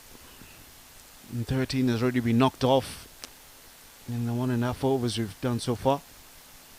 Oh, cutting him in half there. And that's a good delivery. Unfortunate that the wicket keeper not able to take that one on the full.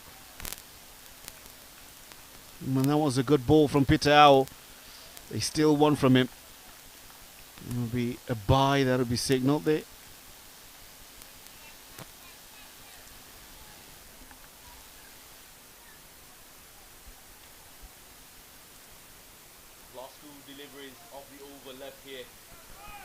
By Peter. There's 5 runs coming off it. Swing and a miss. This time wide of the crease, he bowled it. 6 runs conceded so far in this over. 5 came off the bat. And there was a bye that they ran.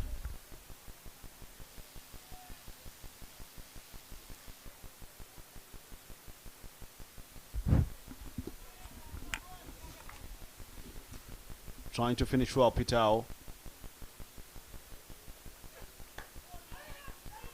And well done. Finishes with the top ball. 5 given from the over. Going to be 14 for non-loss after 2 for Rwanda.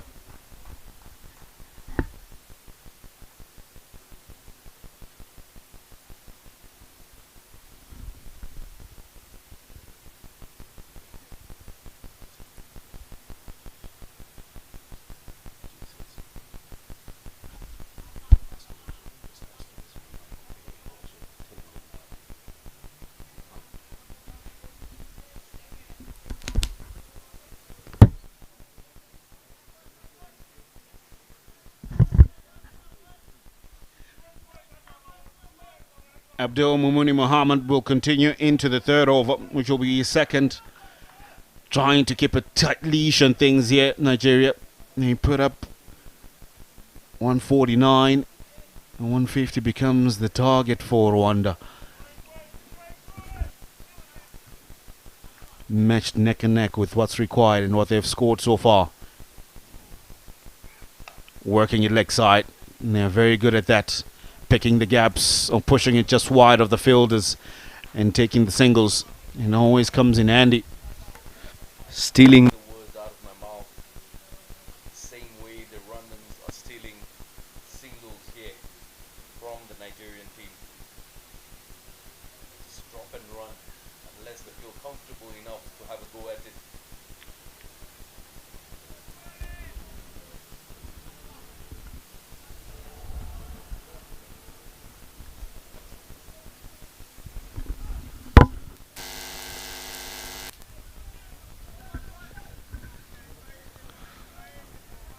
Into the third over. 15 for no loss is Team Rwanda.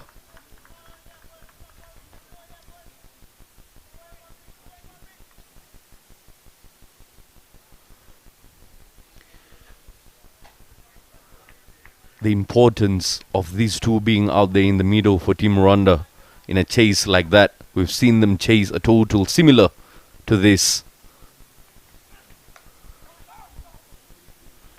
Yeah, they're a very important integral part of Rwanda's batting efforts. That is the captain Didier Ndikubimana and Oscar Manishiwe. And they are the engine behind it. So if Rwanda is to get over the line, these two need to set up a platform for everyone else to come. If possible, one of them needs to bat as deep as possible. Largely that will be Didier Ndikubimana, because we know how Oscar Manishiwe is attacking as ever. So he can look to blast off, and whenever he departs, he would have set a base for his team there to work with. But so far, it's been good from Abdul Mumuni. He's only given away 2 runs.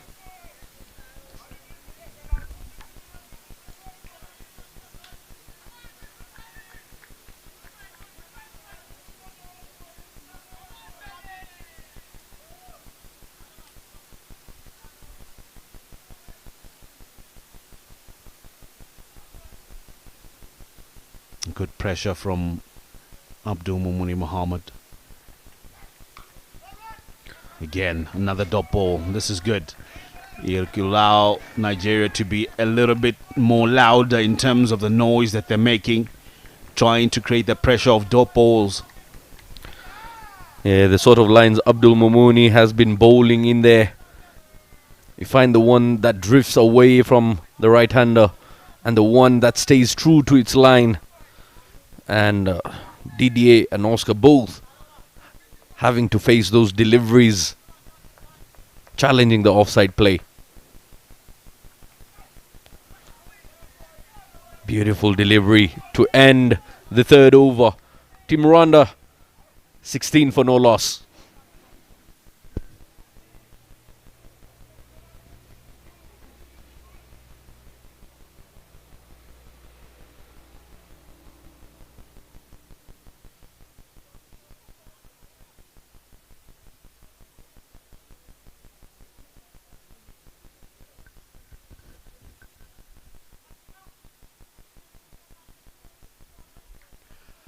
Halfway through the power play, 16 runs on the board for Rwanda. It's 16 for no loss. Nigeria will be pretty much trying to bank on the experience that they have playing against Rwanda in this tournament. And they bowled out Rwanda for 138. And then Nigeria needed 989 to win, courtesy of Duckworth Lewis, for a revised target. But however, roles have changed. It is Rwanda doing the chasing here. Good ball. Pitao coming back into the attack. Went for 5 in his first. Yeah, the sun is out now here at Gahanga this afternoon, but the weather forecast showing a much cooler weather this afternoon later on. Somewhere around the 10th over mark as we reach the halfway mark of this innings. it will cool down. Not trying to do too much are the run and batters here.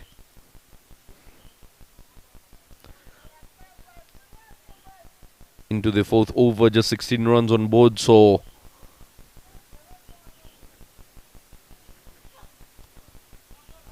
swing and a miss. Too wide.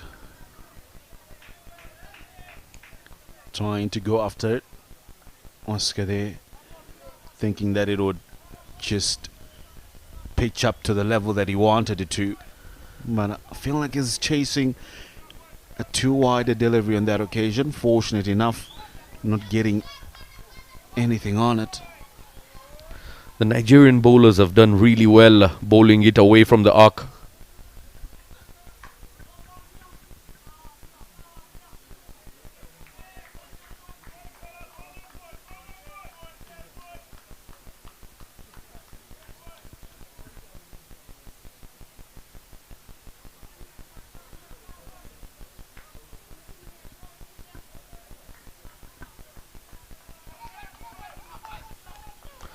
Loud as they are, Nigeria trying to create pressure, of which they've done so well.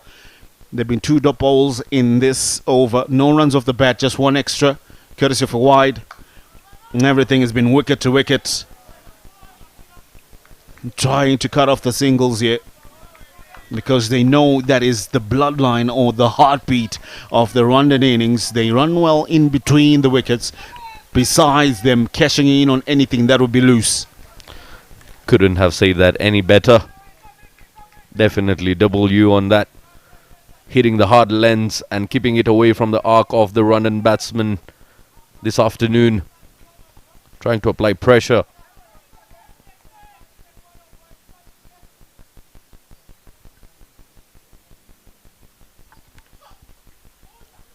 Beaten for pace. This is a good battle. Oscar Manishiwen trying to pull that away. Misses out. Another dot ball. So it's 4 dot balls in the over. A very, very good over this has been so far for Peter and Nigeria in general. And this is exactly how you apply pressure, trying to defend totals like that. The boys in green and yellow are loud as it gets. Yeah, the yellow greens are full of life. With an offer, but that'll be too wide. You won't mind that because it's not a boundary. It's just 1 more extra that they give away. Oh, that swing just taking it away from the batter. Too wide for the umpire's liking. Yeah, great call there. Eli, being part of commentary and experience with cultures and nations like Nigeria, what is your take on the traditional part when the Nigerians come on to the field of cricket? How is it reflected in their game?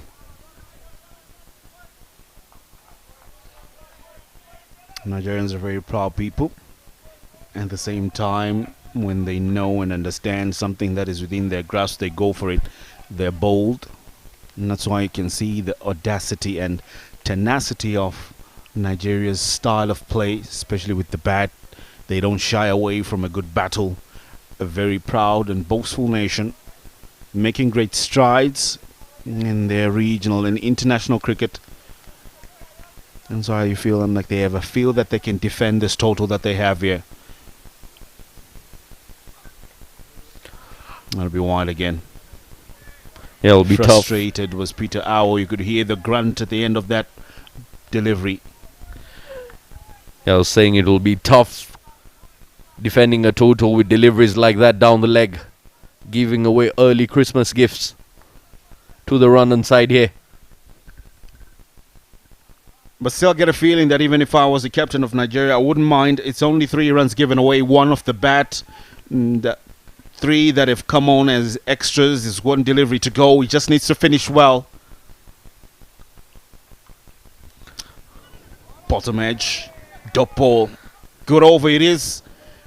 After 4 overs, it'll be 19 for no loss, or 20 rather for no loss for Rwanda.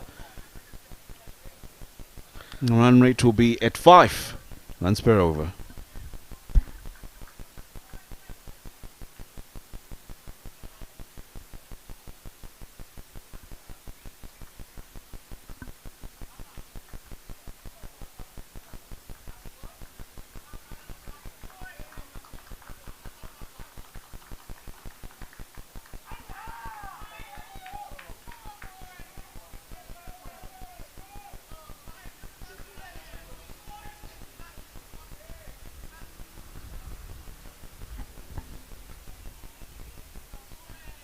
Continuing with the formula that has dried up runs, so to speak, for Rwanda is Nigeria.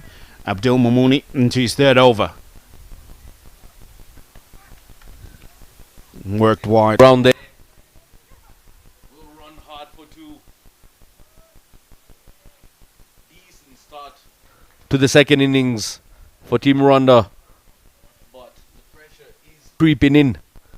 Definitely. Deliveries available have gone beyond the 100 mark. It's now 95 that is left in the tank, and then requiring 128 that is Rwanda. How they choose to make the most out of those 95 remaining deliveries is what matters the most. That's what we're here for.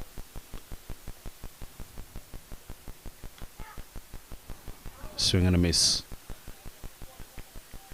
Looking just to try and push it into the offside. Doesn't make the contact. Dot ball. Yeah, also stayed a bit low on that occasion for Oscar. The skidding on was Abdul Mumuni. The required remains at 8.17. The moment it tiptoes into the double digits is where the real concerns and the scare shall start for Team Rwanda. Now feeling the pressure. Oscar Manishima, you can see from the last delivery that he tried to play, trying to play a straighter big shot, but doesn't get the desired connection. Abdul Mohammed Mumuni just taking it away from him.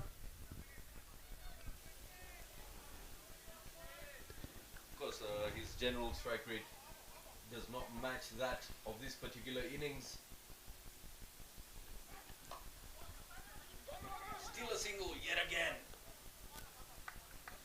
Risky, you might call that one. Very, very agile. A rescue one.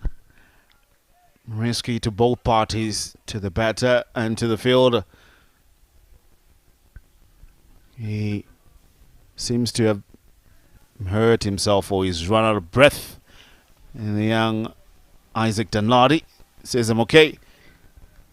Trying to throw that one whilst in the dive. Two contrasting images there on the screen. You find the cool background and the hot and humid field right in front of us. Plenty of light.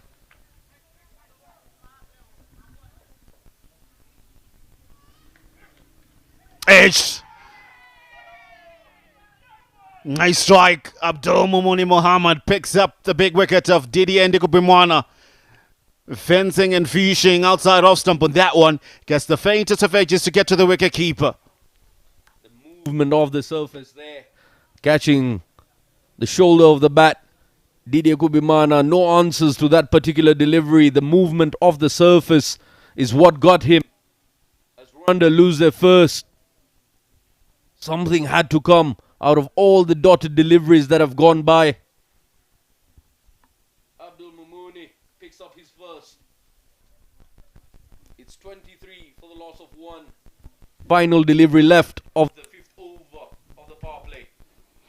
Rwanda are 23 for 1 after 4.5 overs. Didier Ndikubimwana is the wicket that they lose. Abdul Mumuni Mohammed strikes just 5 deliveries into his third over. It has been a consistency of dot balls. And the pressure giving. Nigeria will just feel that they have one hand upper.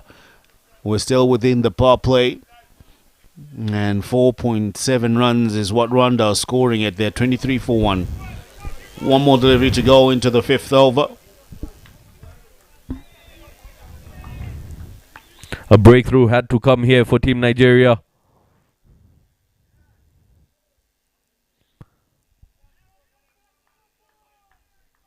Nigeria have been disciplined, bowling into the right channels, asking the right questions, restricting Rwanda of opportunities to score. Shorter delivery. Dot ball importantly to end the over with. It's a good over. 5 overs done. Rwanda are 23 for 1.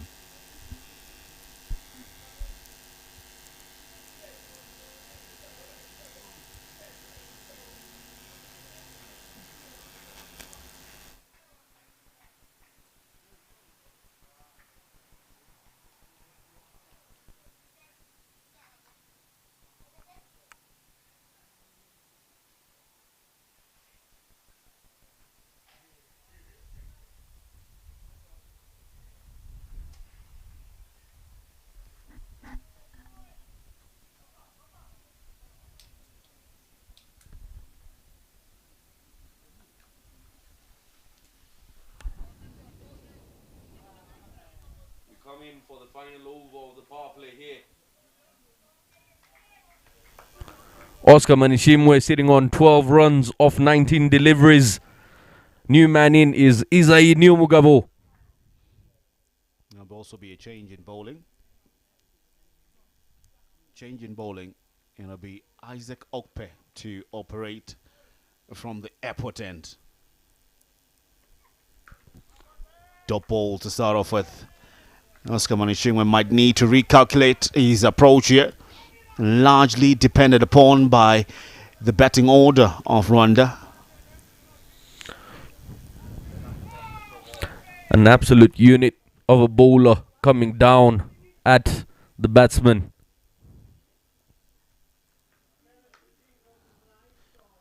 Drives it down.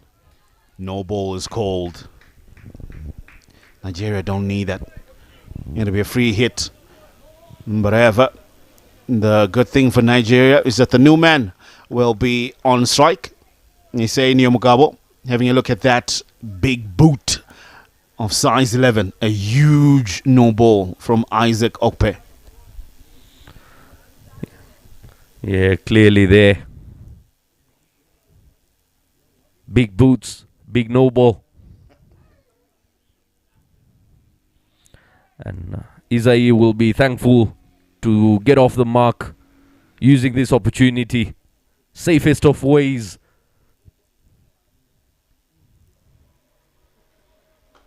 Goes for a big shot. In the arc, makes the desired connection. For the first time, Rwanda able to break the shackles and find a boundary. And the last time that they did a boundary was in the 2nd over. And they get a big one at the start of the 6th over. Confidence of the pocket dynamite goes down on one knee and smashes that at cow corner for a maximum. Beautiful looking shot, and what a way to get off the mark. Now great connection, great piece of timing there. It'll settle the nerves. Have a look at that again. In the zone, you don't want to bowl there. And clearly sent to the fence with ease. Everything about that shot seemed to be on point. The timing, the trigger, the execution, the intent. Slow one. Good cricket. Looking for a single right after a biggie.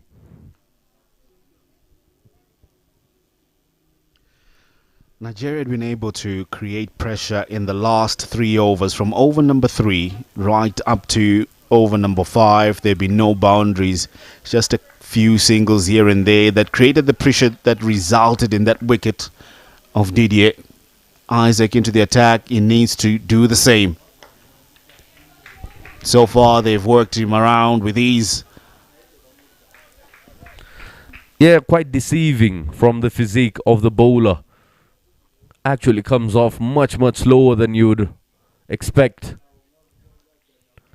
Isai Niumugabo being one of the explosive youngsters around, Not the biggest of men, but produces a punch.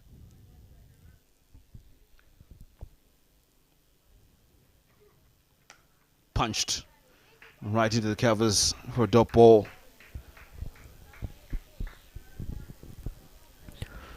It's important that Isaac Ope finishes off with a good delivery here. Another dot ball will be important. Doesn't need to give away much because Nigeria, prior to him coming into the attack, had only given away 12 runs in the 4 overs after the first. And then he comes in, he gives away 10. The last 2 had 7 runs of 4 and 3 in between them. Dot ball, it's important. It completes the power play. And it'll be one way Rwanda finish off with 33 for the loss of 1 wicket in these 6 overs.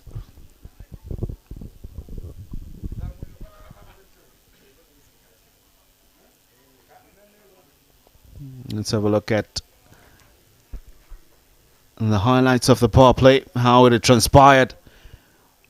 Got off to a flyer. A few boundaries came by. Some were gifts. Mareva, and they picked up an all-important wicket of the captain. And then there was some loose bowling when there was changes in the last over. Not much to write home about for run and attack. There will be changes in the voices in the commentary box. It'll be Davis Karashani. And with Bob Bashir coming through for the next set of overs.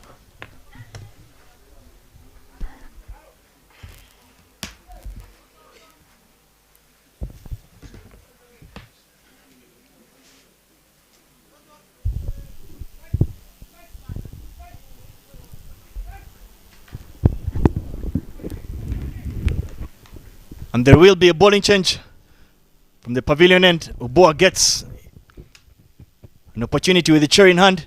Starts off with a full toss. Oscar Maneshiwe just simply would say taps that to that vacant mid-wicket region for a single.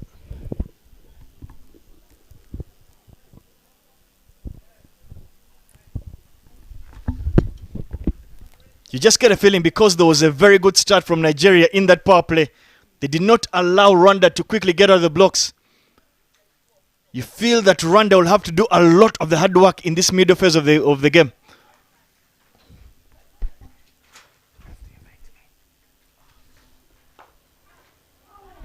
Just enough food on that, goes right over the bowler.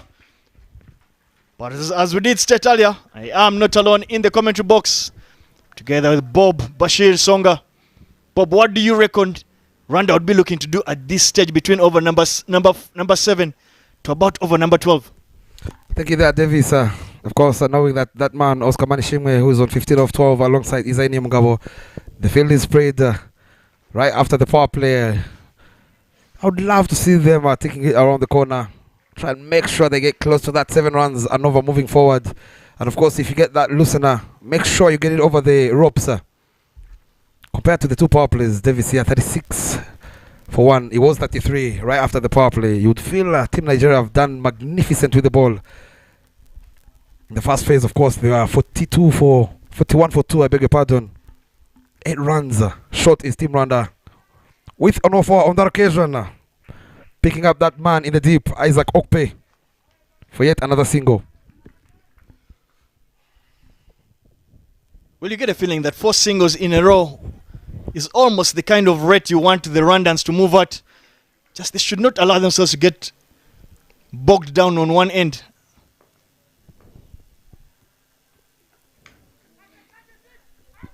It's in the air, half chance falls between the Okpet brothers. They scamper through for a second, run out opportunity, and they manage to get home. 2 runs there. Very well run by the 2 batters there outside there. Risky and effective for these 2. Very electric between the wickets. They know, of course, they're not getting the boundaries. They've decided to run them in between the wickets. Well, it is 6 runs so far with 1 ball to go. You just get a feeling that Oscar is itching to get out that boundary. If he does get it, turn it into a 10-run over.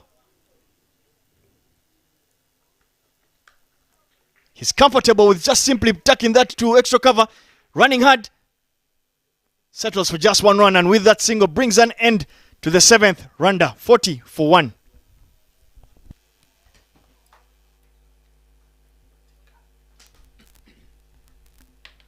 The batting card there for Rwanda. They've lost their captain Didier, got 6 of 10.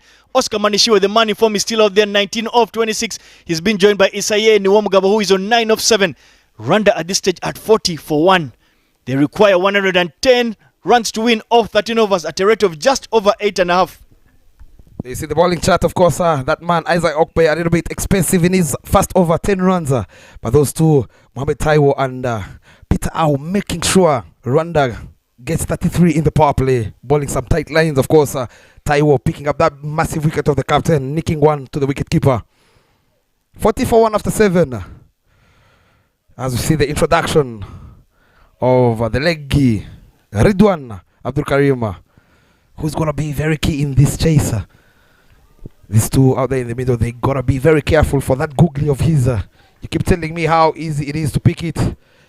It's going to be a very big task for Oscar Manishinga alongside Isayi, who looks to be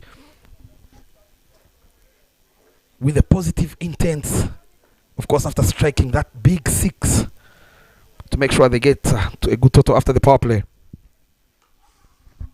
Starts off googly up front.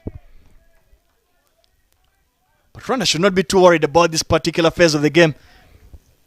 They can knock it around 5, 6, even possible 7 runs and over in this middle phase, just not allowing to them get themselves bogged down. You just get a feeling that they should have enough. They should be in striking distance at the back end of the inning. And these are important 4 overs to be bowled by Ridwan Abdul Karim. Absolutely. But to me, Davis, it is you actually make a very good point. I would love to see them dig deeper and deeper. Cut away on that occasion. 2 is the call. They're running very hard. Run out chance on that occasion. Run out and is not completed, as the umpire says. He's well in. Is Oscar Manishimwe a little bit risky on that occasion? Yeah, a bit of confusion there. Miscommunication could have been costly for Rwanda. But Oscar Manishimwe manages to get home in time. The replay there, short delivery.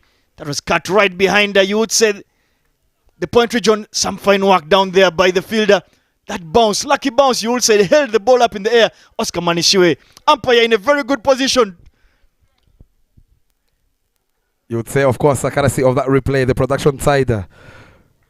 Oscar himself, he's been saved with that bounce. Yes, lucky bounce there for him.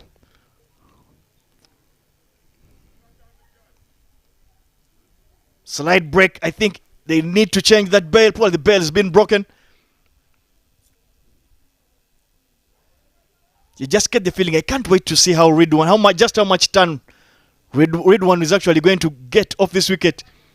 We saw in the first inning, Emir Richards get a lot of turn, especially to deliveries that he gave a lot of air.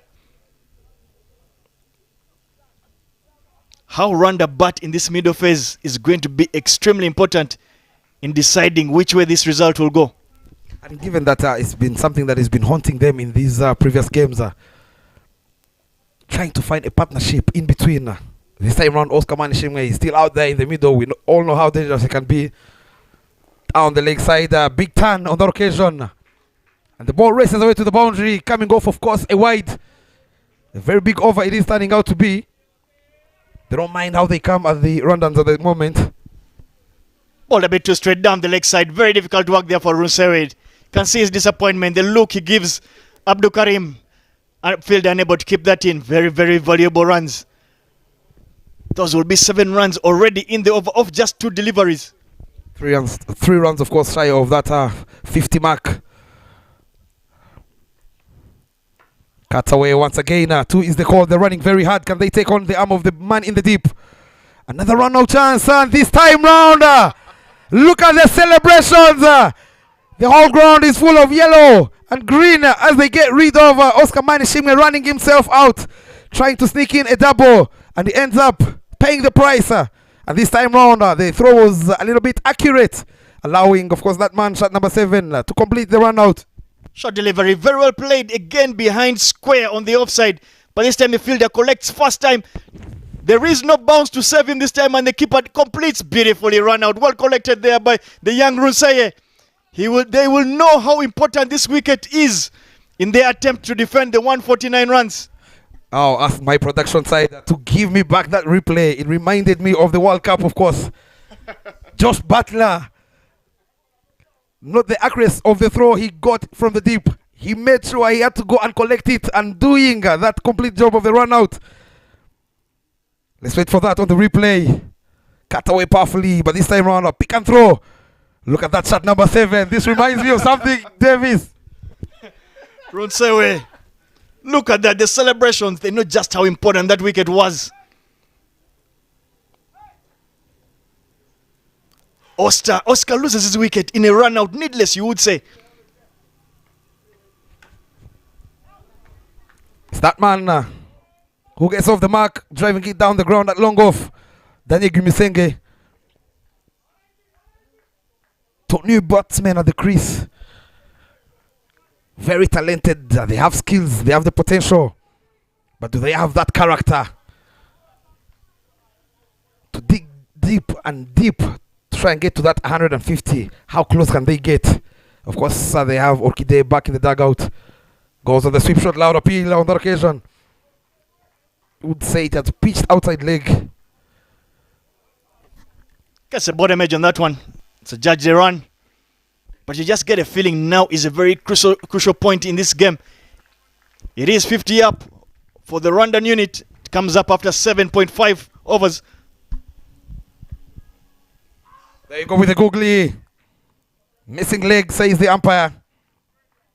And he will end with that dot ball, giving away 10 runs. Easily done, Karima. 50 for 2 after 8.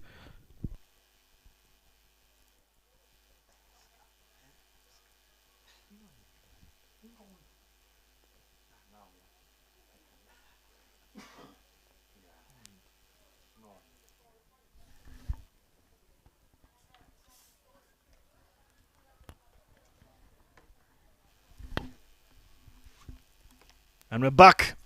Boa is going to continue operating from that pavilion end.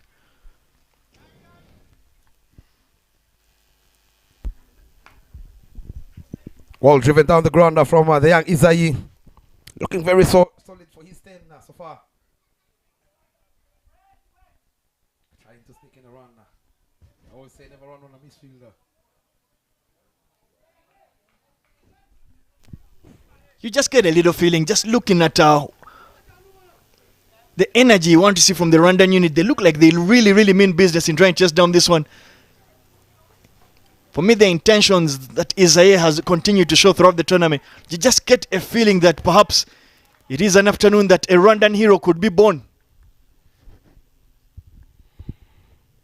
Change of pace, driven powerfully straight to the field at covers. A little bit risky but effective for these two. Trying, of course, to keep the scoreboard ticking. Big moment for these youngsters. They have both scored a 30 in this tournament. They would love, of course, to replica one of those innings. Already is to double digits is Isai alongside Daniel Gumisenge. He can hit a long ball, that young man.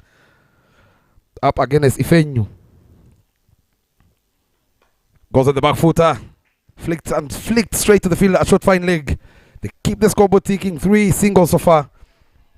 I think for me that's the important part. The fact that they are not allowing themselves to get bogged down. They will not allow that dot ball percentage to go pretty high. If they can look to keep tinkering that scoreboard, you just get a feeling if they get a boundary, they can turn a 4 run over into an 8 run over. Soft answer from that young man. Run out chance. He is well in Isai Mugabo. Make that 4 singles. 2 more deliveries to come. Isai, of course, has hit a maximum of Isaac Okpe's bowling, hitting it into the bigger part of the ground. Rwanda needing 96 of 68. It's not impossible.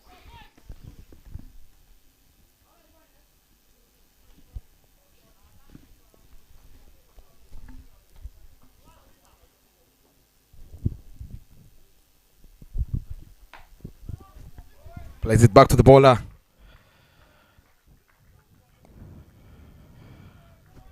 Valuable dot ball there from the bowler, especially at this stage of the game. He'll be looking to close out this over without conceding a boundary.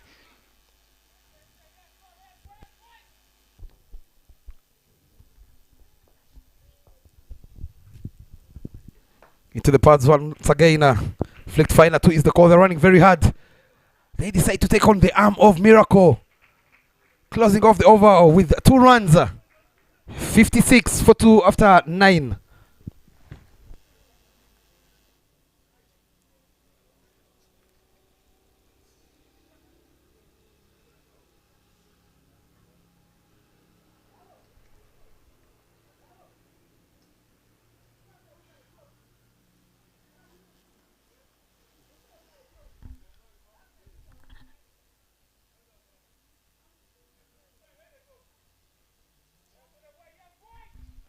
And Ridwan Karim will continue to operate from the airport end.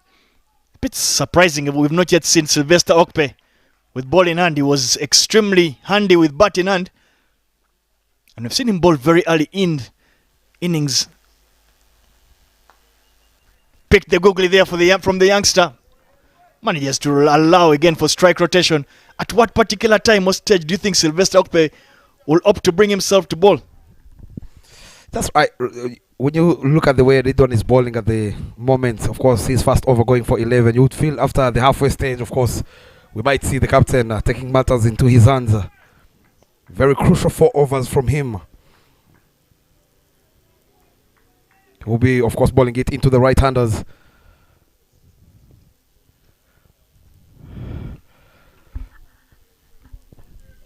He goes for the big bombing drive, unable to get back to it.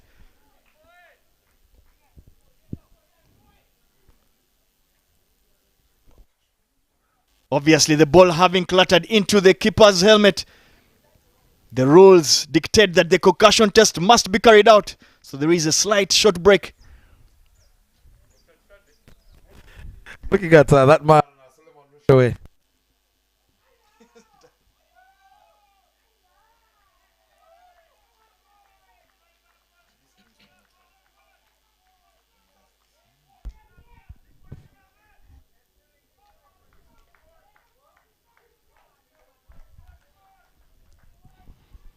Love the fact that that man, wicketkeeper, ran to the physio. That shows you how eager they are. Short ball pulled away. There's a fielder in the deep, Isaac Okpe.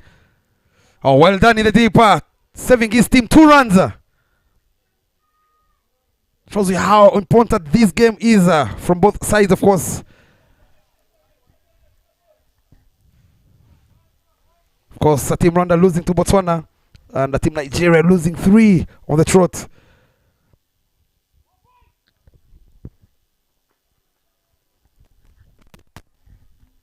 Wide call there. You just get a feeling that Ridwan Abdul Karim is struggling out there. Just before his delivery, bowled a very, very short delivery, half-pitched delivery. He was lucky to get out with just 2 runs. He's bowled a wide there. Sylvester Okpe will run him to get his radar on target. Much better. How did that miss? It's missed everything, including the keeper's pads, running down there to the boundary. 4 valuable runs to the Rwanda total.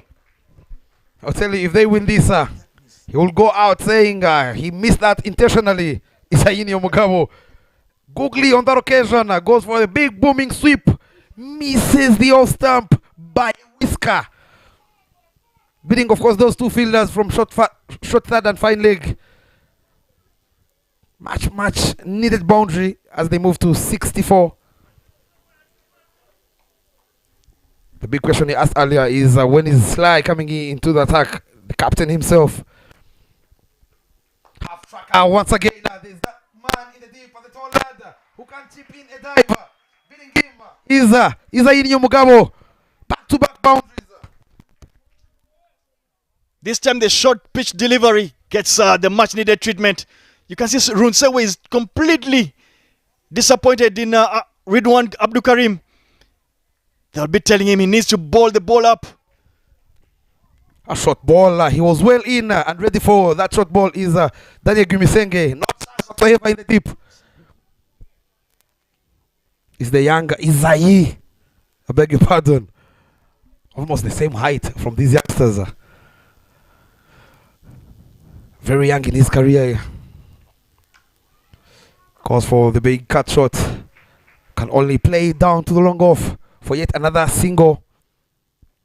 And that should be the halfway stage of the chaser. It is 69 for 2. Moving slowly and steady is Team Rwanda.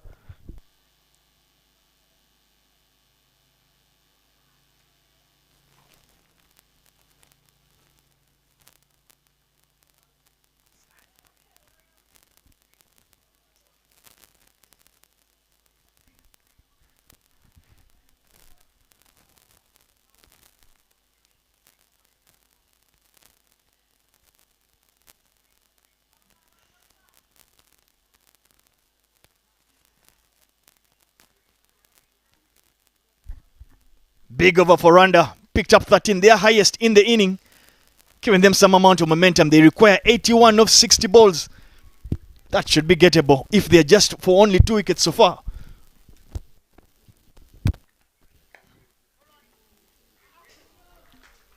Sylvester Okpe concedes what is a cheeky single, you would say. You might have wanted him to get the body behind that, unable to do that. You asked for him, he just brought himself into the attack right after the halfway stage. Next time you ask me a question, put some money on it. Plays it on the back foot is young Daniel. Gotta be very careful, young man. 70 for 2. Moving at 6 runs and over is Team Rwanda. Goes big. Will land in no man's land. Looking to sneak in the double. But Isai sends Daniel back. No need of taking, of course, those risky after Oscar managed him with wicket. You do not want to go back, run out. Not sure about that option from the young Daniel. Just needs to knock the ball around. There is a vacant single there at mid-wicket. There is no fielder. Exactly like that. Good intelligence there from Isaiah. Recognizing that there is no fielder at that mid-wicket region. So there is almost no need for you to take a risk with a wild slog down the onside. Snook it around there, pick up 6 runs in the over, and stay within touching distance to try and hand down that 150.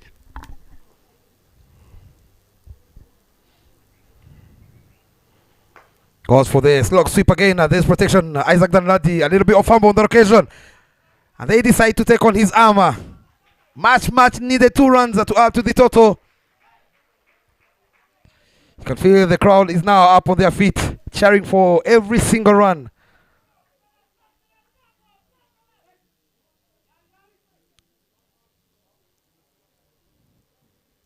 Coming now around the wicket is Sylvester Okpe.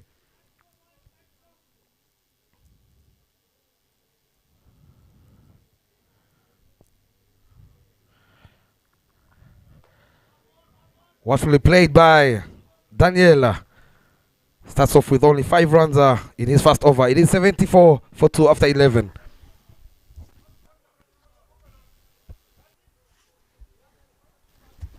Just looking at that one there between the two teams, Nigeria, you would say, had a bit of a slightly slow start. Propelled their inning at the back end with Sylvester Okpe being on the wicket there. They lost their wicket, you would say, in clusters, but managed to get to that 149. In contrast, Rwanda started off reasonably steady, have not lost wickets in clusters today, and they managed to put together a partnership. So far, they are at 74 for 2 after 11. They'll feel that they are in touching distance to hand down that 150.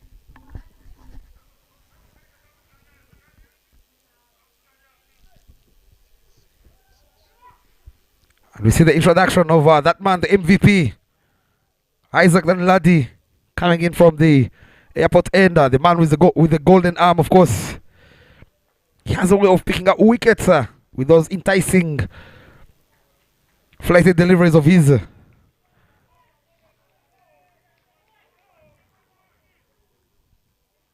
He has a deep mid-wicket, deep square leg, long off, long on, deep extra cover. Those are the only boundary riders for him. Cuts away, but straight to the fielder at point. Allowing now Daniel Gumisenge to have a go at Isaac Danladi. I'm not too sure about if there is a need to have a goal. They just need to knock it around. Again, there is a vacant single there at mid-wicket. Can get back to it. 4 ball on the occasion, plays it straight to the captain. Another dot ball. Love the fact that he's trying to bowl full and straight. You miss a hit. Goes big, up and over. That's the young man, shot number 7. He's young there on your screens, but he has the heart of a lion. Taking a liking of Isaac Danladi, hitting him into the banana plantation. Looking at that replay. He has a full... Guess little shimmy, you would say. Goes for a big slug sweep, and this time hits it into that plantation over that long on-fielder. If I were the bowler, I would not be too worried about the intentions of Daniel.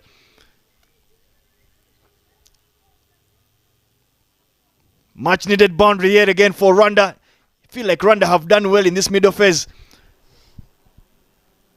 Slightly full delivery. Took a little shimmy. Played it handsomely. Got the much needed connection. But Rwanda have done well in this middle phase, picking up a couple of singles, rotated strike well, and picked up the odd boundary. It's good to see two youngsters out there doing and putting in the hard miles for Rwanda.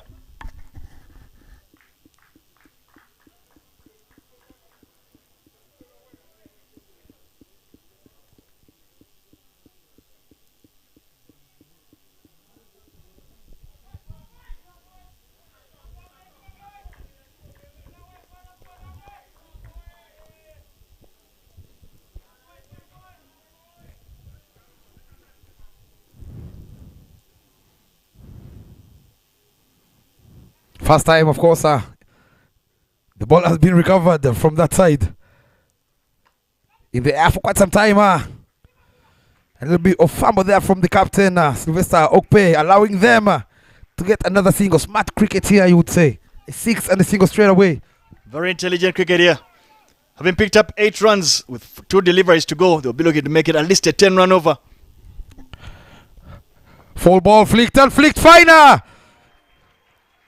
Make that 12 runs. Look at that young man there. Young Isai Neomugabo taking a liking over Isaac Denladi, trying to target the pads, allowing him to guide it between those two fielders. He knew exactly where the fine leg was. Great anticipation from the youngster.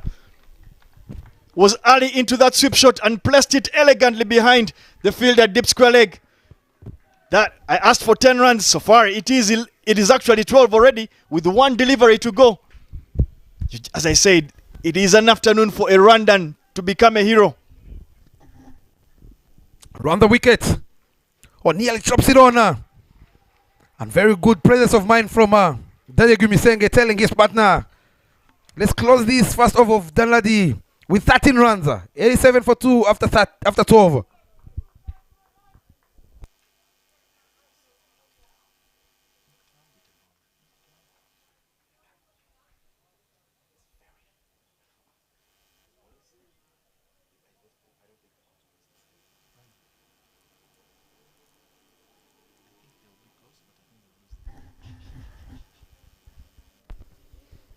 It's the captain, of course, to continue from the pavilion end. Very tidy in his first over. Pressure climbing, you would see from that man, Rushe was setting the right field. He's been very busy. Calls for the sweep shot. 2 is the call. They're running very hard. Can they take on the arm of Danladi? A very good call there from Isaini Omugabo, telling his partner, hold the horse, we still have a long way to go. Well, he's managing to continue rotating strike. Again, I continue to get a lot of admiration for him, really. His intentions are very clear, but just to show you what this game means to the Yellow Greens, Sylvester Okpe, who bowled that delivery is hit in mid-wicket, but he had to run from the wicket itself to try and chase that down at deep mid-wicket. That just shows you what it means to the Yellow Greens. Plays it on the back foot. Lovely shot down the ground from Daniel Gumisenge. Good rotation of strike.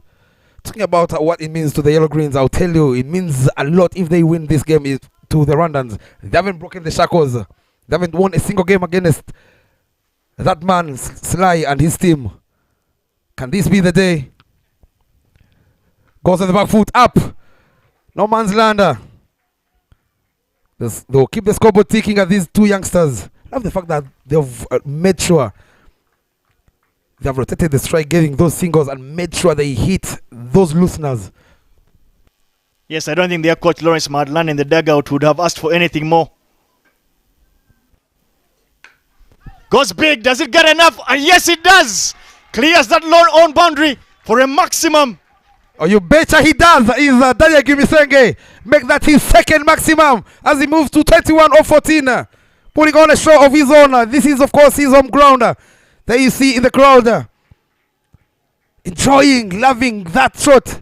Took a little shimmy. Not in his act, but he made sure he had enough to clear that man at long on. Switching gears. Is Daniel Gumisenge. You would feel the message was loud and clear. 96 for 2 after 12.4. Goes again downtown. But this time round finds Isaac Okpe in the deep. Smart cricket again. A 6 and a single. Very intelligent from these two. Not too sure if he was looking for a single there, but he will take the single. Young man, but he does have a lot of power in him with one delivery to go. Good cricket there from Isaiah. Run out opportunity. Sylvester can only keep it to 1 run. It is a Monday afternoon, but the crowd here at the Gahanga sense that there could be something here that is special. 11 runs coming off his second over. 98 for 2 after 13. 2 runs shy of that 3-digit mark. And that single brings out the 50 runs partnership between these two youngsters. Daniel is contributed 22 of 15 balls. Very, very important knock from the youngster. Alongside Isaiah, 32 of 25. Contribution from him, from Isaiah, is 23 runs. The contribution from Daniel is 22. More importantly, of only 15 deliveries. The crowd at the Gahanga is awake and they are alive. They feel the Rwandan men in that blue and yellow could pull off a haste in this one.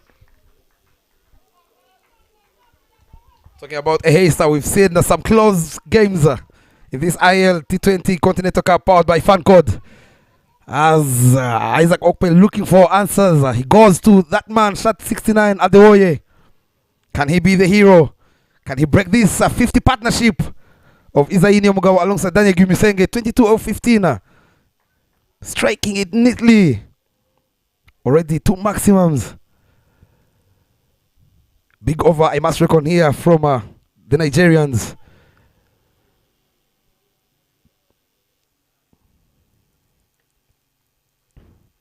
Cut away on that occasion, up and over. They're running very hard. Run out chance. Not the accuracy of throws, allowing these two youngsters to cross 100. Comes up for Team Rwanda for the loss of 2 wickets. Just 13.1 overs, needing 50 now from 41 balls with 8 wickets in hand. Well, we have been requesting and praying and hoping that Rwanda could actually get a mid-order batter who can stick there and stitch together a partnership. And it's taken 6 match days, and I think they have found one in the youngster Daniel, who is looking to support Isaiah, who is on 34 of 26. Shot again on that occasion, plays it straight to the fielder at covers. You feel he has missed out on it. He has Isaiah. Talk about grabbing opportunities, Davis. These youngsters made their debut in Malawi in that series. Since then, they have not held back. They know, of course, how big it is to put on those colors representing your nation. Trying to, of course, pull off a haste.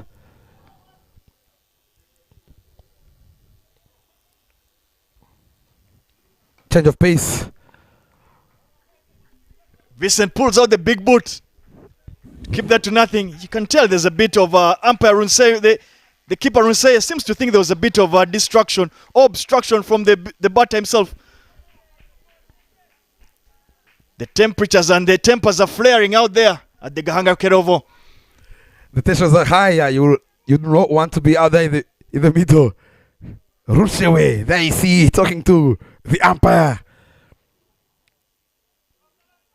Young man, wicketkeeper batsman, focus on the game. Let, of course, the officials do their part. You do not want, of course, to let this get into your mind. If you ask me, I would prefer to be here in the commentary box instead of being out there. A lot more comfort here in the commentary box.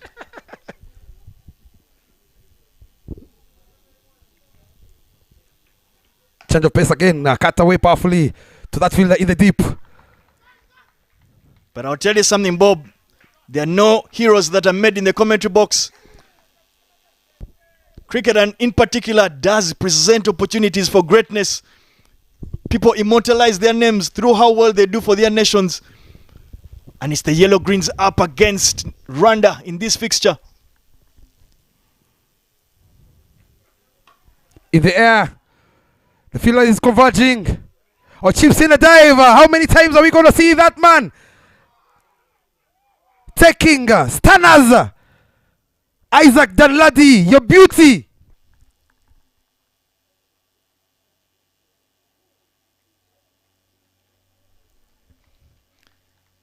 Full delivery, took all the pace off that one. Daniel tried to chance his arm, hit that in the air. Cometh the hour, cometh the man. Isaac Danladi stands tall for the Yellow Greens. Takes a very, very important catch to make sure he breaks that 50-run partnership. Nigeria will feel they now have a chance. Daniel has gone for a quick fire, 22 off 16. Very well done from the youngster.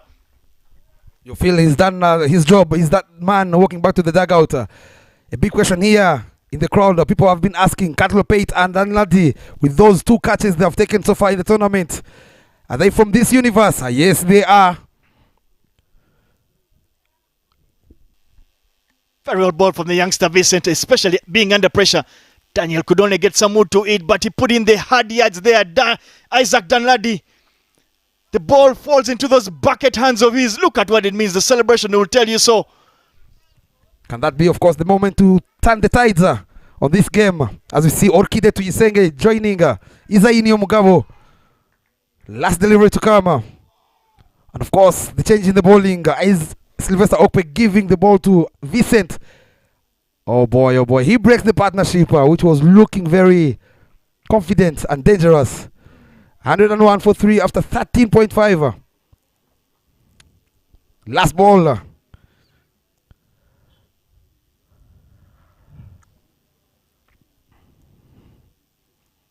Full ball driven powerfully down the ground. Beast that fielder at covers.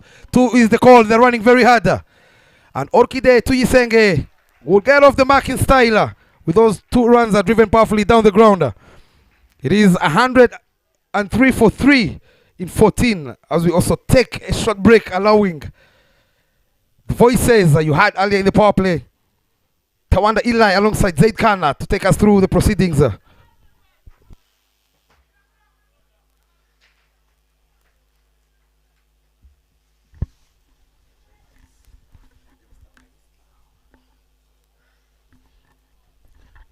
$14 overs done, 103 for the loss of 3 wickets.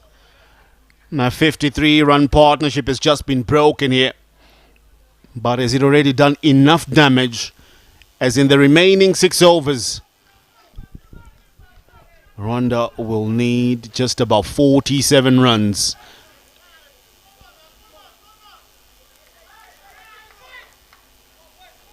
.47 needed from 36, that's the equation there. Tawanda Eli is the name. Zaid Khan and our back.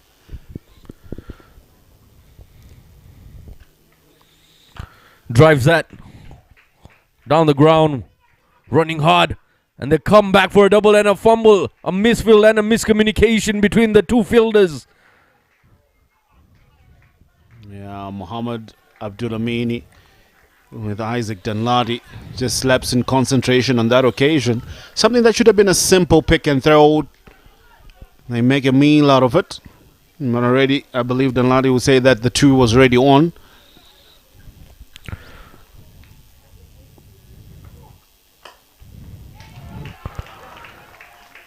This run chase here, Eli, might change the face of the tournament here. The table might have a significant difference if Rwanda successfully take down this total. This is important. It's an important game because Nigeria already have 2 losses in a row. They lost to Uganda, then they lost to Botswana. And then they don't want to lose another one. They've already lost 3, so they want to bring these teams back into contention for that spot in the final. A slower delivery there by Isaac, beating the outside edge of Orkide Tuyisenge. This is the moment where the likes of Orkide Tuyisenge should be stepping up for their side.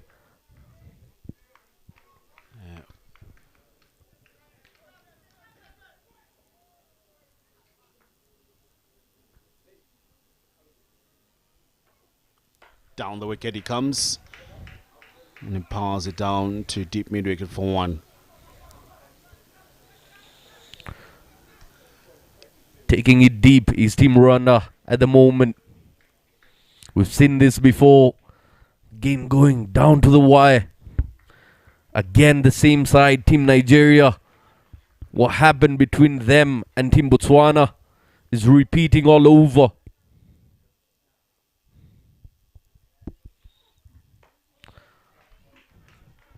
Plays it around the corner there. Will settle for just one. Not trying to do anything silly. Not trying to do anything extra. 3 losses for Nigeria. If they get a 4th here, Botswana will have a chance. Rwanda, if they win this one, they also have a chance in finishing 2nd. All to play for. Can the 7 wickets that Rwanda have dig deep to find those remaining 40 plus runs in the last 5? Oh, that'll be a no ball. That's bounced twice. Umpires have a discussion to confirm if it did. Was it over the line? Well, it seems it bounced the 2nd time behind the line, according to the umpires. Let's have a look again in the replay. Slow delivery attempt, slow ball bouncer.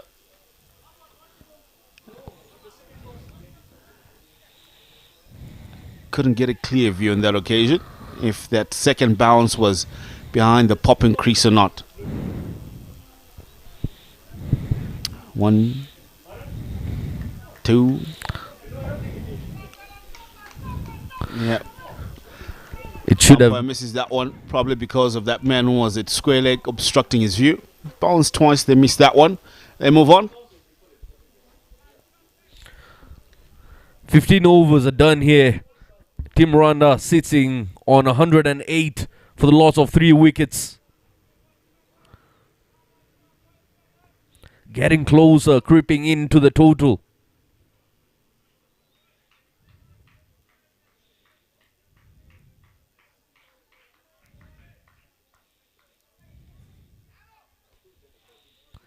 What a knock this young man has been playing. Isai Niumugabo be facing Vincent from the airport end. Play down the track and get one. It's getting closer. Now it's been close from the start. Vincent Adeoye is being brought in to bowl at a very important stage. How he bowls in the set of overs is allotted here will be important. Pushing for a quick single. And Okide back behind the pop and Chris. He scramble for another single. The way Orchide Tuisenge sets himself up, trying to have a strong base, opting to go for the big shot button, pulls out at the very end.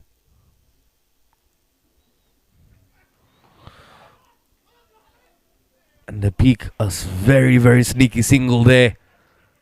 Might call it risky running, but taking on the fielder well within the 30-yard circle. Into the 40s is Isai. 41 from 34. At the same point, Nigeria on 104 for the loss of 5. Big heave. 2 fielders. That's a nasty clash. That's a terrible clash there. Gonna be dead ball because they ran into each other. Oh my. I just pray and hope that they're okay. And they were both putting their bodies on the line to try to get that catch, understanding the importance of it. But unfortunately enough, there was no communication enough to see who was going for that ball. And they ended up running into each other. Clear miscommunication there. Horrible incident in the deep. Both charging in at full pace. Eyes on the ball. No communication.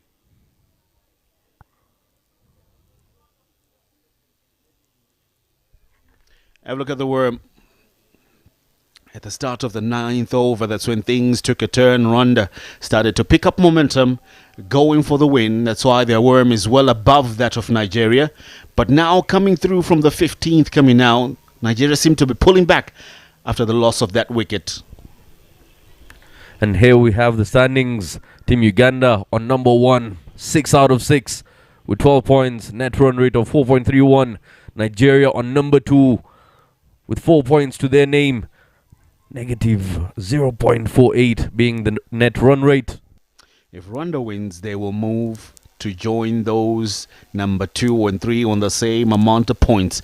The difference might just be the net run rate, but that can be improved, meaning that they still have a chance of finishing second and get into the final.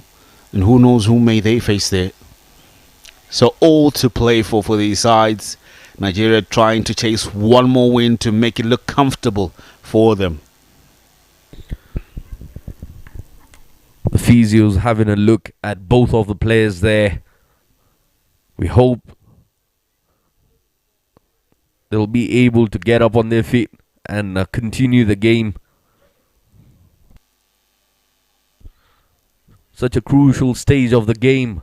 If both of the players are to go out, what shall be the effect of that? That's the graph of match day 7. It's not tomorrow, but the day after, on the 11th of December, we will find Botswana taking on the host Rwanda in this ILT20 Continental Cup powered by Fancode. Match will be starting at exactly 9:15 in the morning. Then later in the day, it'll be Uganda taking on Nigeria at 1:45 right here at the Gahanga Cricket Stadium.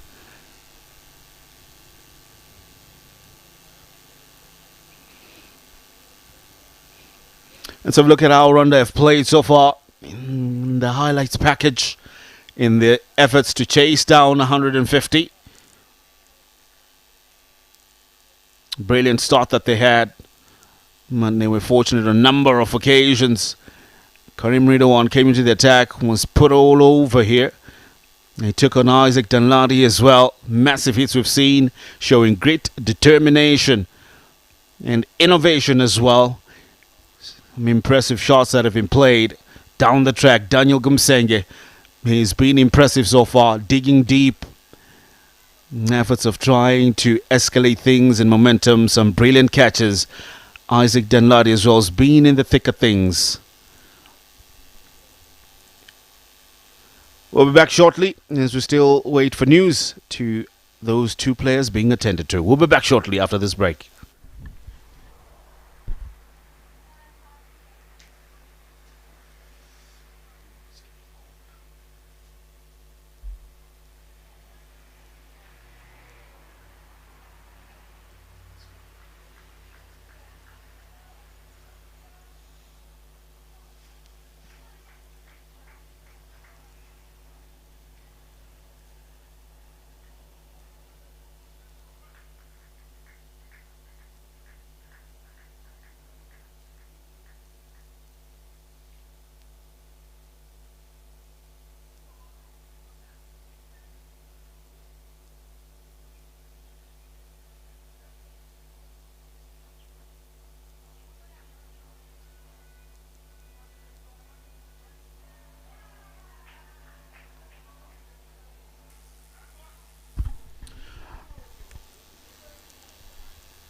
Olale Olayinka will come through to replace the fielder that has just been injured. Let's have a look at what happened. If you missed the action of what transpired, going for a big heave, trying to clear the longer boundary. Two fielders came running in together. Unfortunately, Isaac Danladi was unfortunate, running into the shin there of Peter Ao. And Olale Olayinka, the substitute fielder, will come in. Very, very unfortunate for Team Nigeria out there. We just hope that Isaac Danladi, he'll be okay. He's been whisked away on a stretcher. I'm sure there'll be a few scans that need to be done. We'll update you as the day goes by in terms of how much damage there was. Action continues. Punches it down at long on for a single. Slowly and steadily, the running batsmen still pushing for the singles and doubles here, which is good to see them ticking the scoreboard. Keeping it going is Orkide Tuisenge and Isai Niomugabo.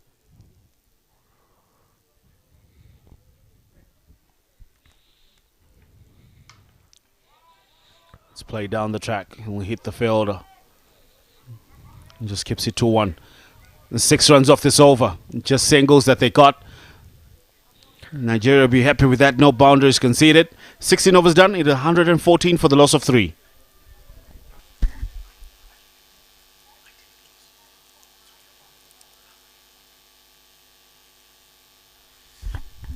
The skyscrapers. That's how they've gone by. There's been a little bit of consistency in the 10th, 12th and 13th, trying to go as high as they can, trying to bring themselves back was Rwanda. But however, there's that big Manhattan in the 16th of Nigeria that will keep them in contention where they escalated things. Can Rwanda equate or do better? And that's what will be needed.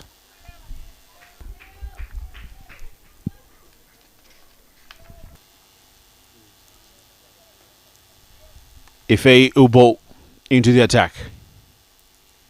Smashed. Has been sent to the cleaners in the slot. Not the ideal start to the over, especially start of the 17th one. Now almost being sent into the pavilion. It'll bring back the crowd for Rwanda alive. Yeah, the crowd gets into that one as Orchide Tuyisenge goes downtown. Reads the length very, very early and goes bang for a massive 6. Ochide Tuyisenge, 12 from 8. Could he be the key factor? Goes big again. Make that 2-2. Trying to match Nigeria. Spoke about the 16th over being the big one for Nigeria. And this time he wants to make it the big one for Rwanda. Not the 16th, but the 17th. Have a look at that. In the slot. Quick hands through it. Lots of elevation. Sends it on the mound and over the mound. Back-to-back 6s for Orchide Tuyisenge. Orchide Tuyisenge trying to prove a point why he's called the local bully in the local league. Really making an impression here. Just the range he's got on offer. Long levers. Plenty of power behind that. Hitting a 80-meter 6 there. Ifeanyi Ubo being put under the pump here. Well, the pressure. That'll be wide. Trying to compensate for those 2 big blows. Still has to re-bowl that one again. Now, the equation, 23 needed of 22. It will be important, I tell you. This is the over. They're going to target this young man. Being given his first opportunity in this game. Across the stump, it's up in the air. Who wants it? Taken. They come back. Ubo fights back. Takes the wicket of the man who was trying to take him on. This is a magnificent catch that has been taken here by Miracle Akibe. The 2 players being introduced today by Nigeria in action. Just there. Bowling it on the stumps, not following him. Excellent take there. 2 maximums he's struck and gets out. Oh, what a grab by Miracle Akibe. Could this be a miracle wicket that will see Nigeria over the line? Orchide Tuyisenge departs for 18 of 10. Rwanda, they lose their 4th. It'll be 127 for 4. Ubo gets his revenge there. And the new man in is Jean-Pierre Rukundo. Can he work out this partnership alongside Isai, who sits on 42 of 35, to take his side over the line? We've seen some fight by Orchide Tuyisenge before he departed.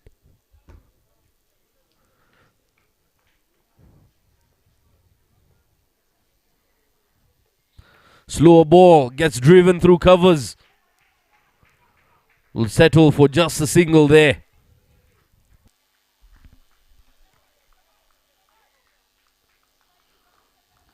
Right. 128 for 4. Current run rate is 7.6. Required run rate is 6.6 and over. The target, remember, is 150. And still the set man is in. This will help. 42 from 35. It's a top ball. Big fight. Ubo is fired up. One more delivery to go in the over. Getting back into the competition is Ubo. After picking up that wicket, he's got the hang of what deliveries are needed here to restrict the flow of runs.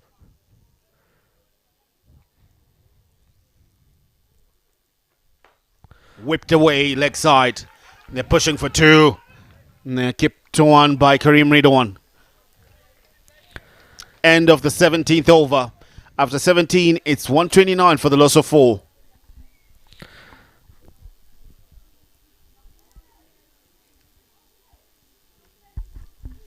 Let's have a look at the worm here. Trying to pick up.